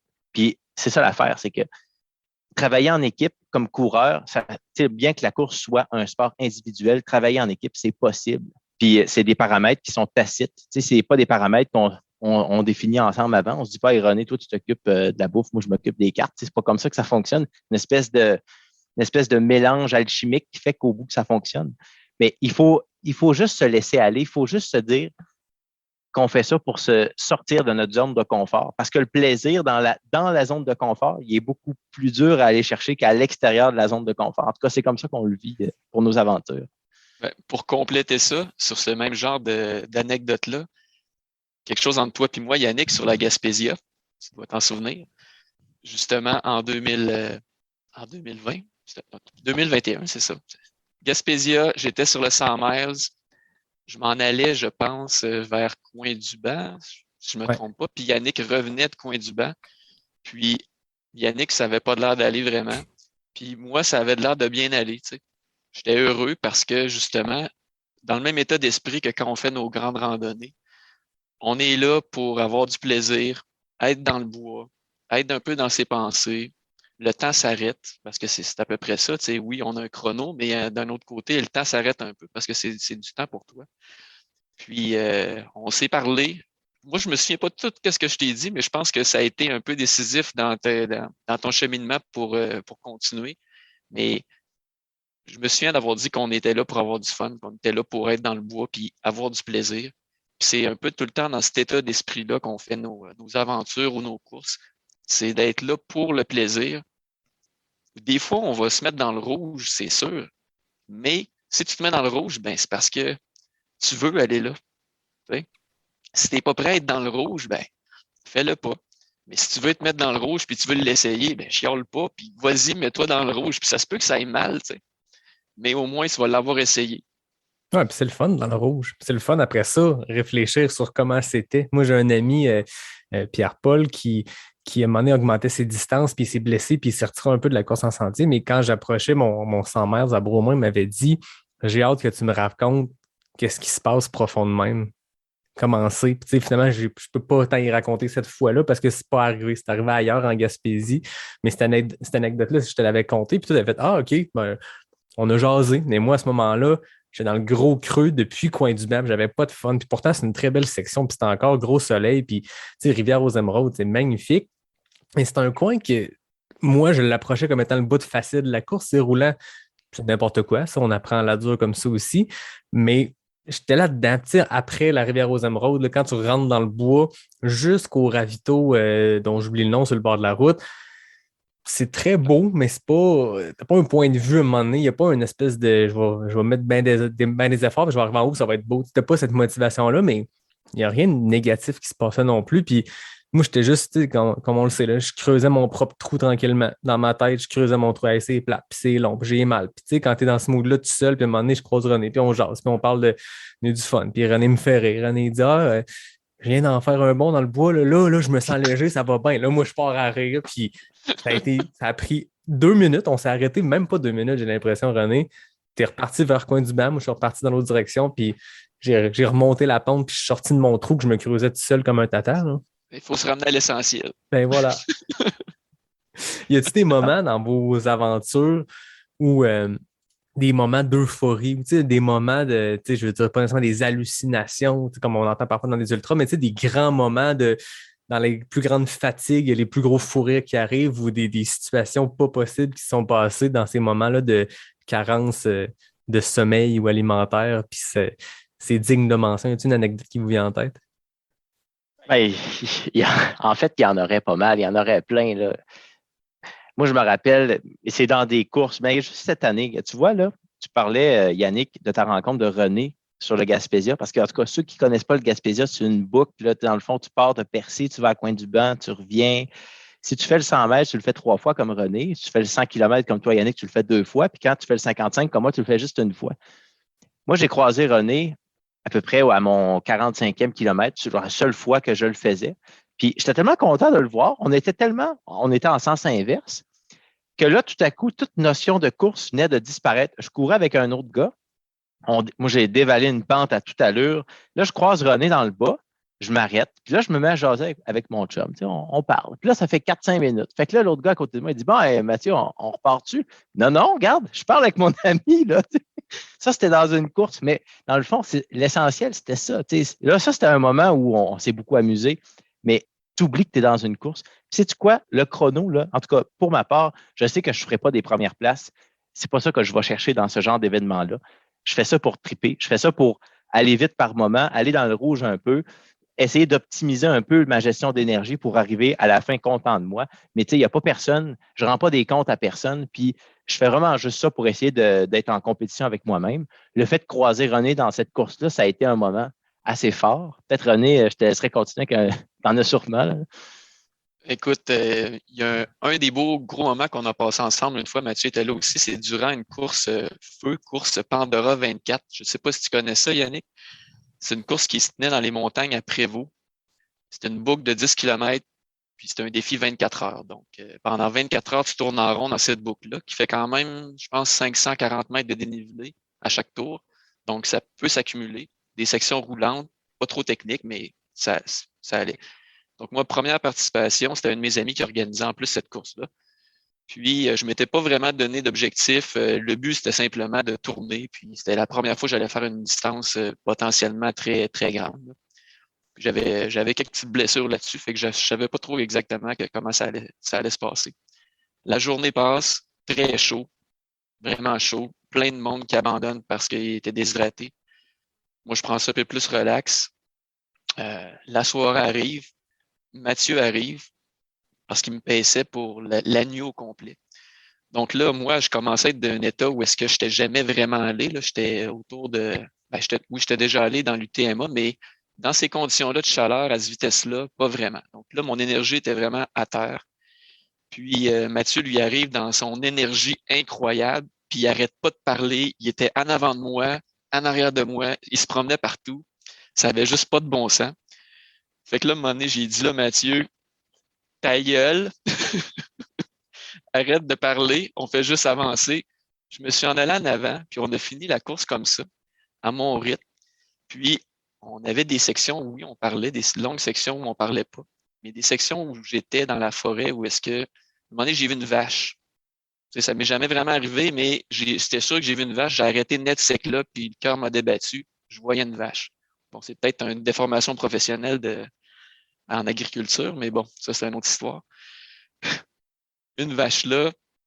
Après ça, on a fait de la vitesse en sentier. Il y avait des pics d'énergie incroyables où est-ce qu'on allait super vite. Peut-être qu'on allait vraiment pas vite non plus, mais on avait l'impression d'aller vraiment vite.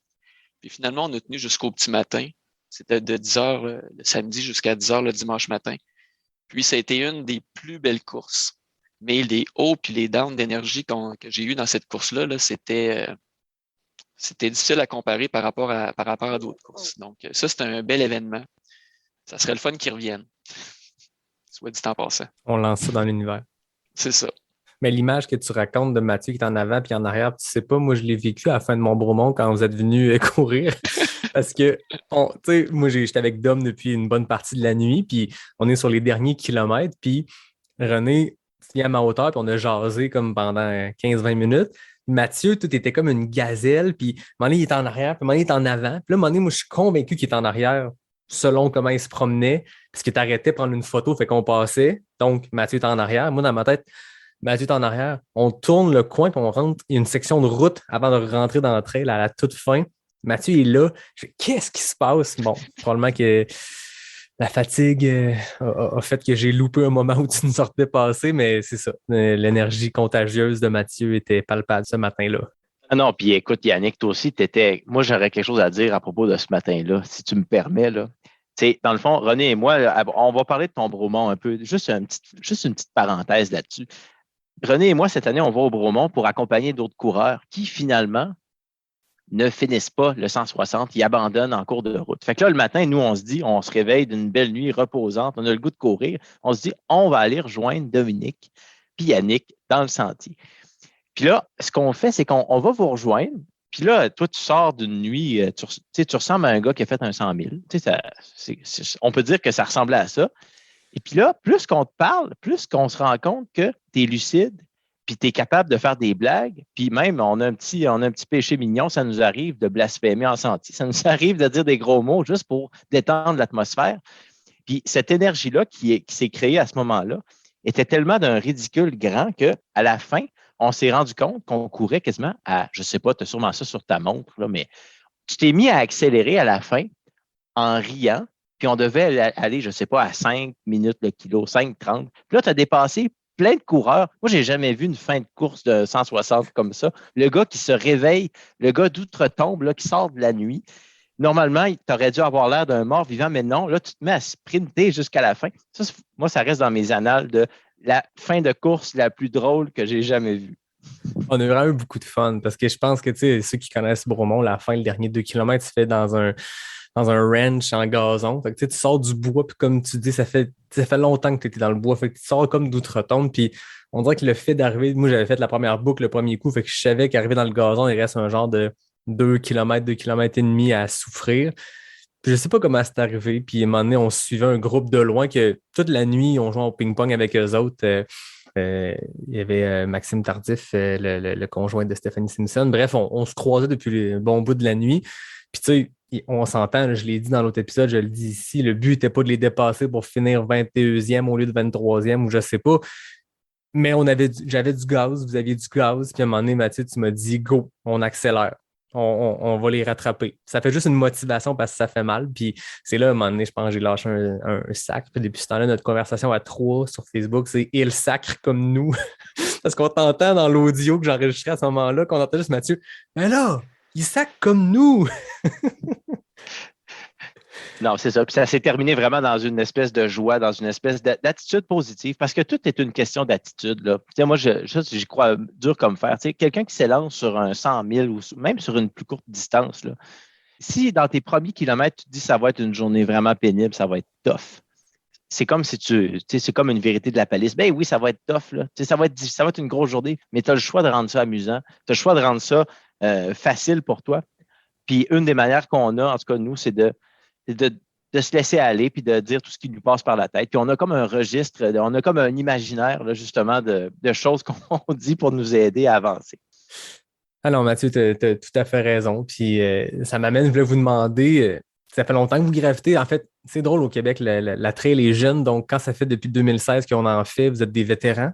Dans d'autres sports, vous seriez encore des jeunes adeptes du sport après 5 ans, mais la trail, ça fait quand même pas si longtemps que ça explose comme ça. Donc, je vous considère comme des vétérans depuis 2016. C'est quoi vos apprentissages? Autant par rapport au fast-pack, mais par rapport à juste la communauté trail, les courses, les ultras. C'est quoi vos apprentissages? On veut se nourrir de vos apprentissages. Ben, moi, il y a une chose que je pourrais dire là-dessus, c'est le fait que en sentier, puis dans la course à pied en général, on a la chance de rencontrer toutes sortes de gens que peut-être tu ne rencontrerais pas dans ta vie de tous les jours. Il y a une grande diversité de coureurs. La course à pied, ça unit des gens.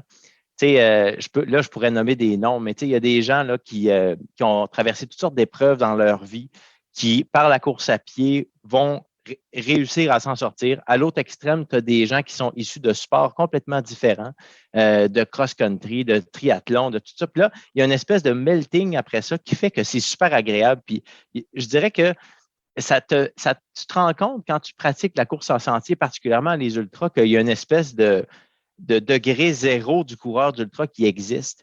Puis j'aimerais ça dire une chose par rapport au fait que il n'y a pas de milieu socio-économique précis d'où viennent les coureurs. Ça vient de partout. Puis ça, c'est très enrichissant de sortir de... Tu sais, je parlais de sortir de sa zone de confort, de passer du milieu urbain, d'aller dans la forêt. Bien, là, ça te permet de sortir de ton cocon social puis d'aller rencontrer des camionneurs, d'aller rencontrer des gens qui ont fait de la prison, d'aller rencontrer toutes sortes de gens qui vont venir t'enrichir par la suite. Puis, en fait, tu es venu, Yannick, il y a quelques semaines dans les kiosques à Québec. Puis l'esprit des kiosques, c'est ça, c'est très inclusif. Regarde, peu importe d'où tu viens, là, peu importe qu'est-ce que tu as le goût de faire dans ta vie, là, si tu aimes la course à pied puis tu as levé tôt le matin, par contre, ben là, tu peux venir puis venir partager un café avec la gang. Là. Ça, c'est quelque chose de très important que je dirais pour l'avenir du sport. Là. Si j'avais une chose que je souhaiterais, c'est encore plus de diversité, encore plus d'inclusion. De réussir à garder ça, cette espèce d'attitude de come as you are, on t'accueille à bras ouverts. C'est ce que Anne Lemaitre racontait au dernier épisode, c'est qu'elle a tout de suite senti, dès qu'elle s'est comme intéressée un petit peu à ça, qu'elle est allée à un premier événement, dès qu'elle a mis le pied sur une première course de trail, elle a comme senti les bras qui ouvrent, puis il faut garder ça. J'avais Samuel que j'ai reçu qui racontait que la trail est en augmentation de 1000% présentement. Puis un des dangers, c'est que si ça gagne en popularité, puis ça grossit, qu'on perde ça. Puis je pense qu'on a tous une responsabilité, ceux et celles qui sont déjà dans le trail. Puis je pense que s'il y a des nouvelles personnes qui arrivent dans le trail, qui tombent sur mon podcast par hasard, ben si on est capable de communiquer ça, cet esprit trail-là, l'esprit trail, c'est important. Puis les plus grandes courses de trail au monde ou au Québec, ou les plus petites courses de trail, la règle numéro 1 est souvent, tu ne laisses pas quelqu'un dans le sentier qui ne va pas. Abandonne ta course si c'est pour venir en aide à quelqu'un. Puis, ces valeurs-là qu'on propage, c'est important de continuer. Fait que très bien dit, Mathieu. Et je trouve, Yannick, après ça, je me tais, et René, je te laisse la parole, mais ton podcast, c'est ça qui fait. Quand tu regardes l'éventail de tes invités, tu as quand même une représentation assez large du type de coureur qu'on peut croiser dans les sentiers. Puis il y a des gens que tu croises dans les sentiers que tu ne croises pas ailleurs. Ça, c'est vraiment, ça, c'est quelque chose, une leçon que la course m'a appris. Là. Mais toi, René, pour l'avenir de la course en sentier à Québec, qu'est-ce que tu dirais? Et c'est une grande question, ça. Pour l'avenir de la course en sentier, ben oui, il y a beaucoup plus de monde. Il y a beaucoup plus de sollicitations des sentiers, des endroits pour s'entraîner. Puis on l'a vu carrément là, avec la pandémie 2020, la dégradation des sentiers dans plusieurs secteurs. Ça, c'est quand même comme hyper grave. C'est pas hyper grave, mais mettons qu'il y a beaucoup de sites qui sont dégradés puis qui peuvent l'être de façon permanente s'il se passe rien. Donc, je pense qu'il y a tout le volet conscientisation, utilisation des sentiers, surcharge, des conditions, peut-être développer des nouveaux secteurs qui permettraient d'alléger la surcharge des sentiers connus. Donc, ça permettrait peut-être de profiter de l'élargissement de la communauté, puis de développer des nouveaux secteurs. Il y en a déjà qui se font. Puis côté, je dirais, conseil de course fast-packing, ben, je ne sais pas si j'ai des conseils vraiment à donner, mais il y a une chose qu'on a, nous, moi et Mathieu, c'est qu'on ne se prend pas nécessairement au sérieux. La course, pour nous, c'est pas sérieux. Il y en a que c'est très sérieux, c'est des objectifs, ils ont des commanditaires, ils ont des temps, c'est ça qui les motive, c'est les chronos. Nous, c'est pas vraiment ça qui nous motive. Nous, c'est vraiment d'être dans le bois, de faire une activité, sortir du quotidien, on se planifie là-dedans. Donc, c'est vraiment ça notre motivation. Donc, have fun là-dedans. Les chronos, c'est pas nécessairement ça qui est le plus important. Puis, souvent, il y en a qui focusent là-dessus, puis ça l'emmène certaines déceptions parce qu'ils sont pas améliorés ou bien ils se comparent un peu trop. Moi, je dis lâcher cet aspect-là, puis juste avoir du plaisir, avoir du fun, ça permet d'amener une nouvelle dimension là, dans le sport. Puis c'est comme ça que nous, on l'approche. T'sais, on n'est pas des gens rapides, on fait des longues distances, oui, mais d'un autre côté, on ne veut pas challenger personne. Comme en Gaspésie, par exemple, j'étais pas parti cette année pour faire je vais le dire, j'ai fait un podium, mais on était 4 finishers. Donc, ça a fini que je suis tombé en 3e place. Mais à peu près à 20 km de l'arrivée, j'étais avec lui qui a fini en 2e, Maxime. Puis, il me disait qu'il avait mal au genou. Fait que là, j'ai pris le devant un peu, puis il courait plus. Puis à un moment donné, il m'a dépassé un ravito. J'ai même pas cherché à essayer d'aller le rechercher parce qu'il s'est mis à courir probablement. Puis j'ai dit, il mérite, moi j'ai du plaisir, j'ai du fun, je fais mon affaire, j'avance, point final. Je me foutais un petit peu du résultat, puis j'ai pas commencé à racer. Ça, c'est mon état d'esprit à moi. C'est comme ça que je passe à travers des courses comme ça, puis des journées dans le bois. C'est vraiment en profitant de chacun des moments pour avoir du plaisir. C'est surtout ça. Oui, puis je pense que c'est l'état d'esprit dans lequel devrait être et dans lequel la plupart des coureurs, des coureuses sont parce que il y a une poignée de coureurs de haut niveau. Puis en même temps, tu parles à ces gens-là, puis ils ont autant le même objectif. C'est Mathieu Blanchard qui me racontait que dans une course, il était premier, puis il s'est assis regarder un volcan. Même s'il est en première place, bon, c'est un autre niveau, c'est Mathieu Blanchard, c'est un des meilleurs au monde, mais je pense qu'il y a ça dans le trail versus il n'y a personne qui arrête au Tour de France en haut d'un col pour regarder la vue. Mais ça reste que 90%, 95% des coureurs, des coureuses en sentier, ultra ou pas, je pense, ont un peu cet objectif-là de se fixer eux-mêmes des objectifs. Puis s'ils regardent le chrono, c'est selon leurs objectifs. C'est pas dans l'optique d'un podium ou quoi que ce soit. Puis c'est bien de le rappeler. Je pense qu'il faut approcher ce sport-là avec sérieux. Ça prend une certaine structure pour se lancer dans une longue course dans le bois. Ça prend une préparation. Même chose pour le fast-pack. Il y a une portion assez cartésienne, j'ai l'impression. Mais rendu dans le moment, amuse-toi, puis c'est tout. Là. C'est ça. Oui, ça prend un sérieux, comme tu dis, pour la planification, l'entraînement, pas se blesser, savoir qu'est-ce qu'on fait. Ça, c'est la partie sérieuse de la chose. Mais quand ça, c'est fait, puis tu arrives dans la course, ben là, lâche ton fou, amuse-toi. Puis quand le cerveau embarque en mode plaisir, il y a bien des petits bobos, puis des petits malaises, puis des inquiétudes qui prennent le bord, carrément. C'est clair.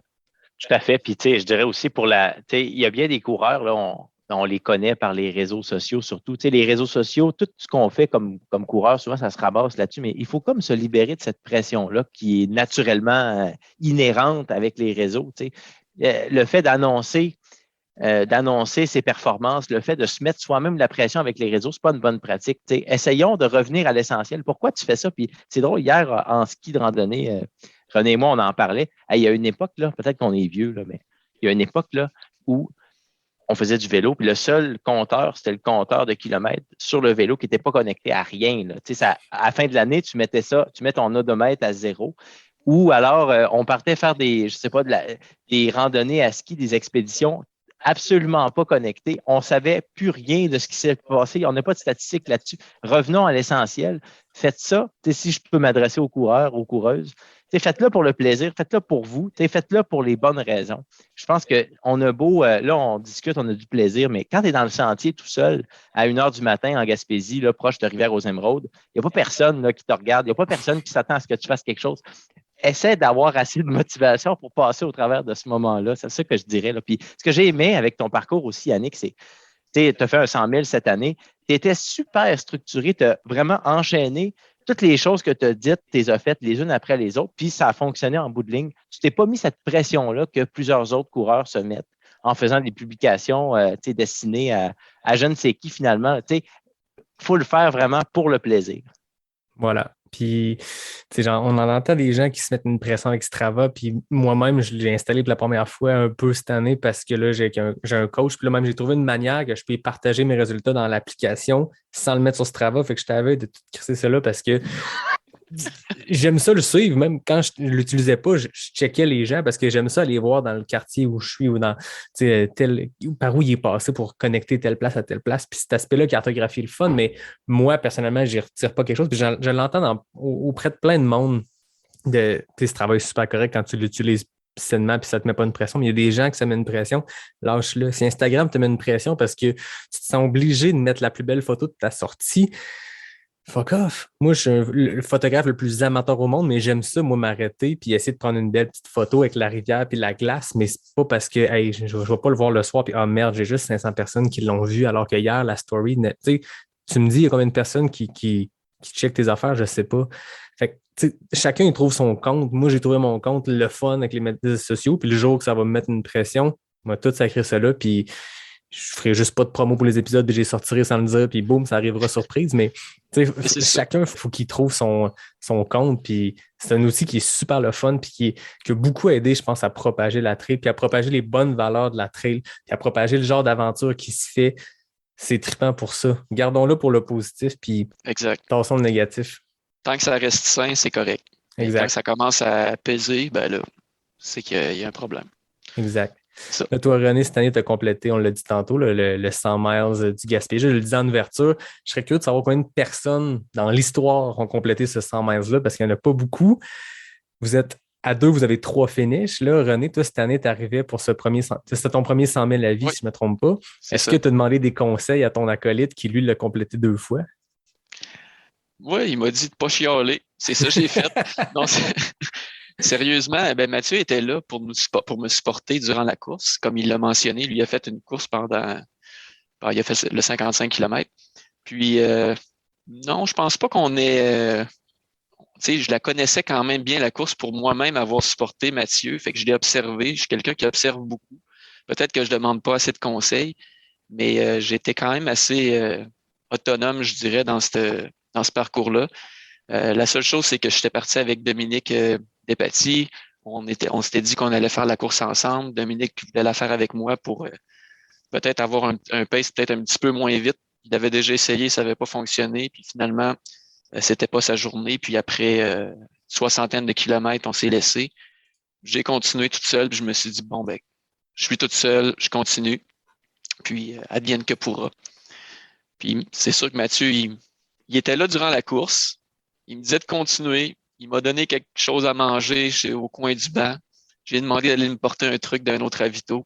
C'était pas mal ça, mais juste la présence physique, l'état d'esprit que les amis, les gens autour de nous peuvent nous mettre, pour moi, c'est suffisant à me botter le derrière et à continuer, tout simplement. C'est un beau mindset. Oui, c'était ça. Puis j'ai misé beaucoup, moi, mon alimentation. Tu sais, on le dit souvent, moi et Mathieu, les ultras, ça se passe dans l'estomac. Ça se passe dans la tête, là, mais ça se passe aussi beaucoup dans l'estomac. C'est que si tu es capable de bien manger tout le long et tu as de l'énergie, écoute, tes fonctions sont là. Puis, moi, je mise beaucoup sur la vraie bouffe. J'ai très peu je prends jamais de gel. Je prends juste du sirop d'érable puis de la vraie bouffe. Je me fais mes bars, je mange des sandwichs puis un peu n'importe quoi de vraie bouffe durant les courses. Puis ça fonctionne. Et moi, c'est comme ça que je marche, là. Je vais pas vite, mais ça fonctionne. Il faut se trouver notre façon de faire parce que si tu lui fais juste lire des livres, t'inspirer des autres, sans tester, ça vaut rien. T'sais. Il y a du monde qui ne fonctionne qu'au gel, juste du liquide, du monde que c'est le contraire. T'sais. Mais je vous écoute, puis je vous connaissais dans la vie, mais je découvre d'autres anecdotes, d'autres mindsets à mesure qu'on jase. Puis j'ai tellement parlé avec beaucoup de monde de la difficulté du Gaspésia, puis de mettre un doigt sur c'est quoi qui est tough. Puis personnellement, moi, quelques mois après l'avoir fait, je pense que c'est que tout est fait mentalement pour te rentrer dedans mentalement. Difficulté, oui, il y a de la boîte, oui, il y a des montées, mais concrètement, non. Sur papier, Jeff le dit lui-même, tout le monde riait de moi quand j'ai sorti un 100 000 avec juste 4000 mètres de D+, 5000 mètres. Il dit, le monde riait de moi, maintenant, il ne rit plus. Mais c'est que tout est fait mentalement pour te rentrer dedans. Puis je pense qu'avec un état d'esprit comme le vôtre, c'est ça la clé pour en sortir. T'sais. Parce que ça va être tough, ça va faire mal, puis tu vas rouler dans comment il appelle ça, Jeff, de la litière de chat parce que c'est du sable puis ça avance pas puis tu roules dans le vase. Mais si tu restes avec un état d'esprit positif, tu te bottes le cul à pas te creuser ton trou puis pas rentrer dans le négatif, je pense que ça aide beaucoup dans n'importe quel ultra, mais je pense que celui-là particulièrement où chaque élément, moi je disais en blague, je pense avec Anne, on dirait que cette course-là, tout a été placé stratégiquement pour que tu traverses une rivière après chaque ravito. Fait que change tes espadrilles, mon homme. Dans 2 minutes, ils vont être mouillés anyway. C'est ça. Mais tu sais, oui, je suis d'accord avec toi. Dans cette course-là, on dirait que chaque élément arrive à un point, comme par exemple après Coin du Banc, il fait noir. Puis là, tu es dans une forêt qui veut comme t'engloutir un peu. Puis tu cherches ton chemin, même si c'est balisé. C'est un peu déroutant. Puis la même chose vers la fin, où est-ce que là, tu es dans un segment qui est emprunté par je ne sais pas combien de coureurs, c'est de la grosse bouette, c'est du dénivelé dans cette dernière section-là. Fait que oui, ça creuse, ça l'attaque le mental, ça l'attaque le physique, mais on le dit de faire ça dans le plaisir, puis essayer de trouver du plaisir dans chacune de ces portions-là. C'est clair que ça vient un petit peu avec pas les épreuves que tu as vécues, mais les expériences que tu as vécues. Donc, tu sais, pour revenir à notre réserve de Matane qu'on a faite sur 4 jours, 4 jours, les pieds mouillés dans la boîte, ce segment-là de la Gaspésia, ben, c'était comme un petit retour, un petit souvenir là, qui revenait. Tiens, un peu de réserve de Matane là, tu sais. Puis après ça, telle autre section, bon, ça me rappelle telle chose. Donc, le temps passe vite, puis chaque section nous remémore des petits souvenirs aussi.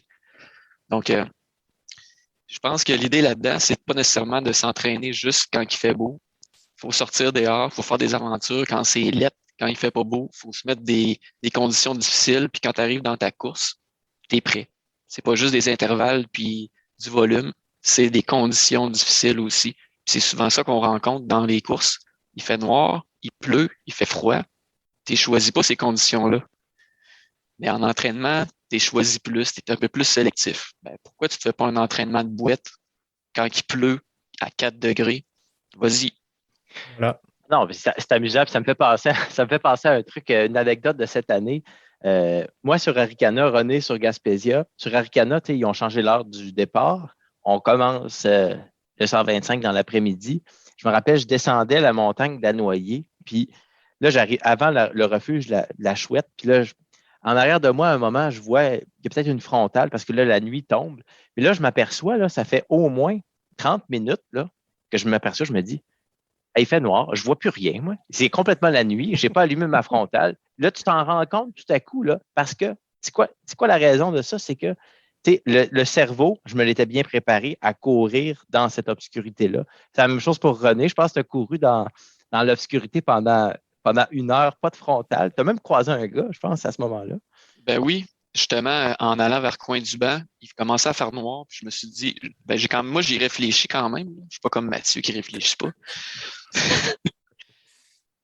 J'ai réfléchi, je dis, je vais économiser mes batteries, tu sais, parce que je vais avoir une longue nuit en avant de moi. Là, il faisait noir, puis j'embarquais dans cette forêt-là tortueuse proche de Rivière aux Émeraudes.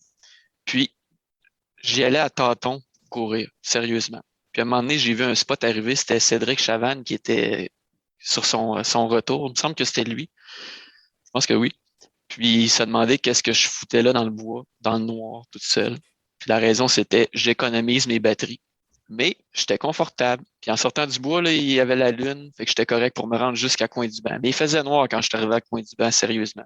Tellement que Mathieu, je pense tu m'avais pas reconnu. Tu dis, il m'applaudissait sur la plage, bravo, bravo. Puis quand il m'a vu, il s'est mis à courir partout, comme un chien, là. C'est bon, ça. Ouais, le chemin de fer, pas de frontal, ça doit être tannant quand il faut que tu te times tes pieds avec les bouts de bois, là. Ouais, mais c'est tout le temps le même pattern, fait que... Très fort. C'est ça le truc. Ça. Économisez vos batteries. Et moi, pour finir, les gars, j'ai toujours mes questions avec l'arnaque, mais là, depuis que j'ai reçu quelques couples avec le temps, dont des couples dans la vie amoureuse et des couples de coureurs. J'ai reçu Richard Turgeon, Yvan Lheureux, qui ont été les premiers à recevoir le test de couple sans être un couple dans la vie. J'ai le goût de le faire avec vous. Fait qu'au lieu d'avoir 10 questions puis de la vitesse puis des FKT, on va y aller un peu différemment. J'ai 10 questions puis la réponse, c'est soit René, soit Mathieu. Je vais vous poser les 10 mêmes questions, chacun votre tour, puis on va voir si vous êtes raccord sur qui fait quoi. Fait que je commencerai avec le doyen, René. Fait que Mathieu, tu peux fermer le son, fermer ta caméra, je sais pas ce que tu veux faire pour pas entendre, mais il faut jouer le jeu, là. Parfait. Est-ce que tu es prêt, René? Vas-y. Qui parle le plus? Mathieu. Qui est le meilleur dans les montées? Moi. Qui est le meilleur dans les descentes? Mathieu. Qui prend le plus de pauses toilettes? Mathieu. Qui mange le plus de barnac? Je pense que c'est moi. Qui ronfle le plus? Mathieu. Qui a les idées de projet de fast-pack? Moi. Qui sac le plus? Je pense que c'est moi. Qui est le plus maladroit? Mathieu. Qui dit le plus de niaiseries? Mathieu. Excellent. Mathieu, tu peux revenir. René, tu peux rester dans le fond parce que tu as déjà répondu. Tu ne sauras pas. C'est Mathieu là, qu'il ne faut pas qu'il sache les réponses. Tu es prêt, Mathieu? C'est vrai. Prêt. Qui parle le plus? C'est moi. Qui est le meilleur dans les montées? C'est René. Qui est le meilleur dans les descentes? René. Qui prend le plus de pauses toilettes? René. Qui mange le plus de barnac? René. Qui ronfle le plus? C'est moi. Qui a les idées de projet de fast-pack? C'est moi. Qui sac le plus? C'est moi. Qui est le plus maladroit? C'est moi. Qui dit le plus de niaiseries? Ouais. René. Ouf, quand même. Pas mal de différence entre les deux. Sérieux? Ouais. Mais ça a parti fort. Qui parle le plus? Réponse unanime Mathieu. Qui est le meilleur dans les montées? René unanimement. Meilleur dans les descentes? René a dit Mathieu. Mathieu a dit René. Fait que là, prochain voyage de Fastpack, analysez ça puis revenez-nous. Les pauses toilettes, vous avez chacun nommé l'autre. Qui mange le plus de barnac, c'est unanime, c'est René. Qui ronfle le plus, c'est Mathieu. Là, après ça, on part dans une spirale infernale où qui a les idées de projet de Fastpack? Vous êtes chacun auto-nommé. Qui sac le plus? Vous êtes chacun auto-nommé. Plus maladroit, Mathieu. Qui dit le plus de niaiseries? Vous avez chacun nommé l'autre. Fait que, écoute, je pense que c'est un genre de 6 sur 10. C'est pas mauvais. On a vu mieux. Oui, mais je pense que pour l'aspect des niaiseries, je pense qu'on aime bien s'écouter dire des niaiseries ou écouter l'autre dire des niaiseries. Fait que c'est peut-être ça qui a biaisé notre impression. Ben oui, puis je vous écarte parce que ce qui est drôle là-dedans, c'est que je suis allé chercher des choses que je savais qu'elles allaient être un peu plus polarisantes, là, pas genre qui a le plus de cheveux. Non, mais j'ai le droit de faire des jokes de pas de cheveux, j'en ai autant que Mathieu. Non, c'est clair. Mais ce qui est le fun avec René, c'est qu'il y a une mémoire d'éléphant. Tu sais, les niaiseries qu'on a dit il y a 3 ans à telle place en Gaspésie, c'est sûr qu'il s'en rappelle à cette heure. Tu sais, fait que ça te fait une espèce de tarte, là, puis d'espèce d'amalgame de niaiseries vraiment intéressant. Ça continue de grandir. C'est comme un investissement. Tu sais, il s'en rajoute tout le temps un peu chaque année, là. Ah oui, ça fait partie du plaisir de la chose aussi, je suppose, de dire des niaiseries. Puis ce qui est le fun, c'est que tu as ton disque dur externe avec toi, Mathieu. Tu as René qui emmagasine ça puis qui peut te rappeler les niaiseries qui ont été dites, là. Absolument. Ouais, c'est ça. Eh bien, merci beaucoup, les gars. Ça a été super intéressant. Écoute, en invitant 2 gars qui ont beaucoup d'anecdotes, je savais que ça allait faire un bon épisode puis un long épisode, mais merci beaucoup de votre temps. Merci beaucoup, Yannick, à toi. Super intéressant. Merci, Yannick. C'était vraiment chouette. Ouais, c'était cool. On a eu beaucoup de fun. Puis écoute, on se donne un deuxième rendez-vous un peu plus tard dans le futur. Il va falloir faire ça. La série Autour du feu, je pense que ça se prête merveilleusement bien à un retour de votre prochain trip de Fastpack. L'invitation est lancée au retour de votre prochain périple. Quand ça sera encore frais en tête, les anecdotes et les souffrances, ça sera bien intéressant de jaser autour d'une bière et d'un feu. Et toi aussi, Yannick, tu viendras faire, je ne sais pas si ça t'a déjà traversé l'esprit de faire un projet de fastpacking. Tu sais, je ne veux pas non plus repartir une longue discussion, là, mais est-ce que ça t'a déjà intéressé? Oui, j'ai des plans en tête. L'année passée, je me suis amusé un peu plus dans les FKT, mais pas dans le sens performance, de trouver des nouveaux tracés. Puis j'avais découvert que le sentier de la rivière Saint-Charles n'était pas là, fait que je suis allé l'ajouter sur le site pour que ça soit là. Puis j'en ai parlé avec Julien Yamba, j'en ai parlé aussi avec Samuel Poher. Puis pas tant dans l'optique aller faire battre des FKT, des records, mais tu fouilles sur ce site-là, tu arrives, tu as des tracés, puis là, on dirait que les idées viennent encore plus de « Hey, ben, tel tracé, je pourrais l'inventer, puis connecter 2 patentes. » Fait que c'est sûr que ça me trotte en tête depuis un bout, puis là, je vous écoute, puis les projets que j'ai dans ma petite poche en arrière depuis 1 an ou 2 que j'accumule, là, je me dis là, peut-être 2022, c'est le temps d'en mettre un en branle. Est-ce que tu es brave d'en dire un seul à ton émission? Brave d'en dire un seul. Ben, aujourd'hui, je ne sais pas de quoi qui est dans ma poche en arrière depuis longtemps, mais aujourd'hui, je repensais encore à Rivière-Saint-Charles parce que je courais en raquette dans la neige. Je me suis dit, l'année passée, Olivier Hubert-Benoît a fait une tentative de la traversée du sentier des Jésuites qui commence par les 32 km de la Rivière-Saint-Charles, puis il disait qu'il l'a fait sur la rivière. Fait que je me disais un projet sur rivière glacée, puis je regarde la course cryo qui se fait sur un cours d'eau, je regarde d'autres affaires qui se font sur des cours d'eau. Je me dis ça pourrait être un trip, trouver une rivière quelconque qui est solide, bien sûr, mais je regarde ça peut-être pour l'hiver prochain. Là. Je ne vais peut-être pas m'embarquer là-dedans à 2 semaines d'avis, mais ça mûrit dans ma tête. Là. J'aime bien l'hiver. En tout cas, Yannick, si jamais si tu veux embarquer des gars dans ton affaire, dans ton projet, fais-nous signe. Là. C'est genre, moi, tu parles de ça, puis là, j'ai des feux d'artifice dans la tête. Là. Ben, c'est ça. Hein? Je saurai qui appeler. Ben, merci beaucoup, les gars. Moi, comme d'habitude, je termine en remerciant David Hébert qui signe le design graphique du podcast. Je remercie Fred Desroches pour le thème musical. Je remercie mon partenaire officiel, NAC. Tantôt, il y avait une belle question qui a mené. Je ne sais pas si le fourré était relié à NAC ou si c'était la question précédente, mais à la question qui en mange le plus, j'ai vu Mathieu partir à rire. Est-ce que ça a un lien? Est-ce que ça se raconte?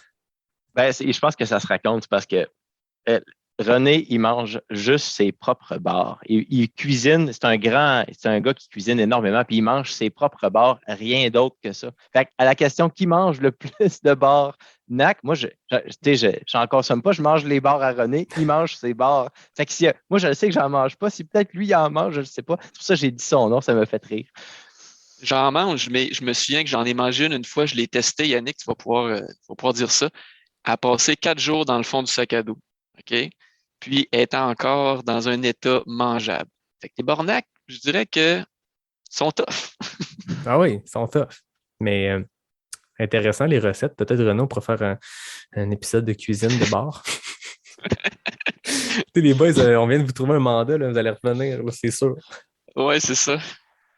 Eh bien, merci à vous. Bon hiver. Je sais que vous allez faire du ski ensemble. On a encore le droit de faire du sport en extérieur, en gang, en petite gang, en duo, en trio. C'est encore possible. Donc, je vous souhaite un bon hiver de ski de randonnée. Puis, au plaisir de se croiser au Cute ou dans un sentier près de chez nous très bientôt. Yes. Merci, Yannick. Salut. Ciao, bonne fin de soirée. Bye.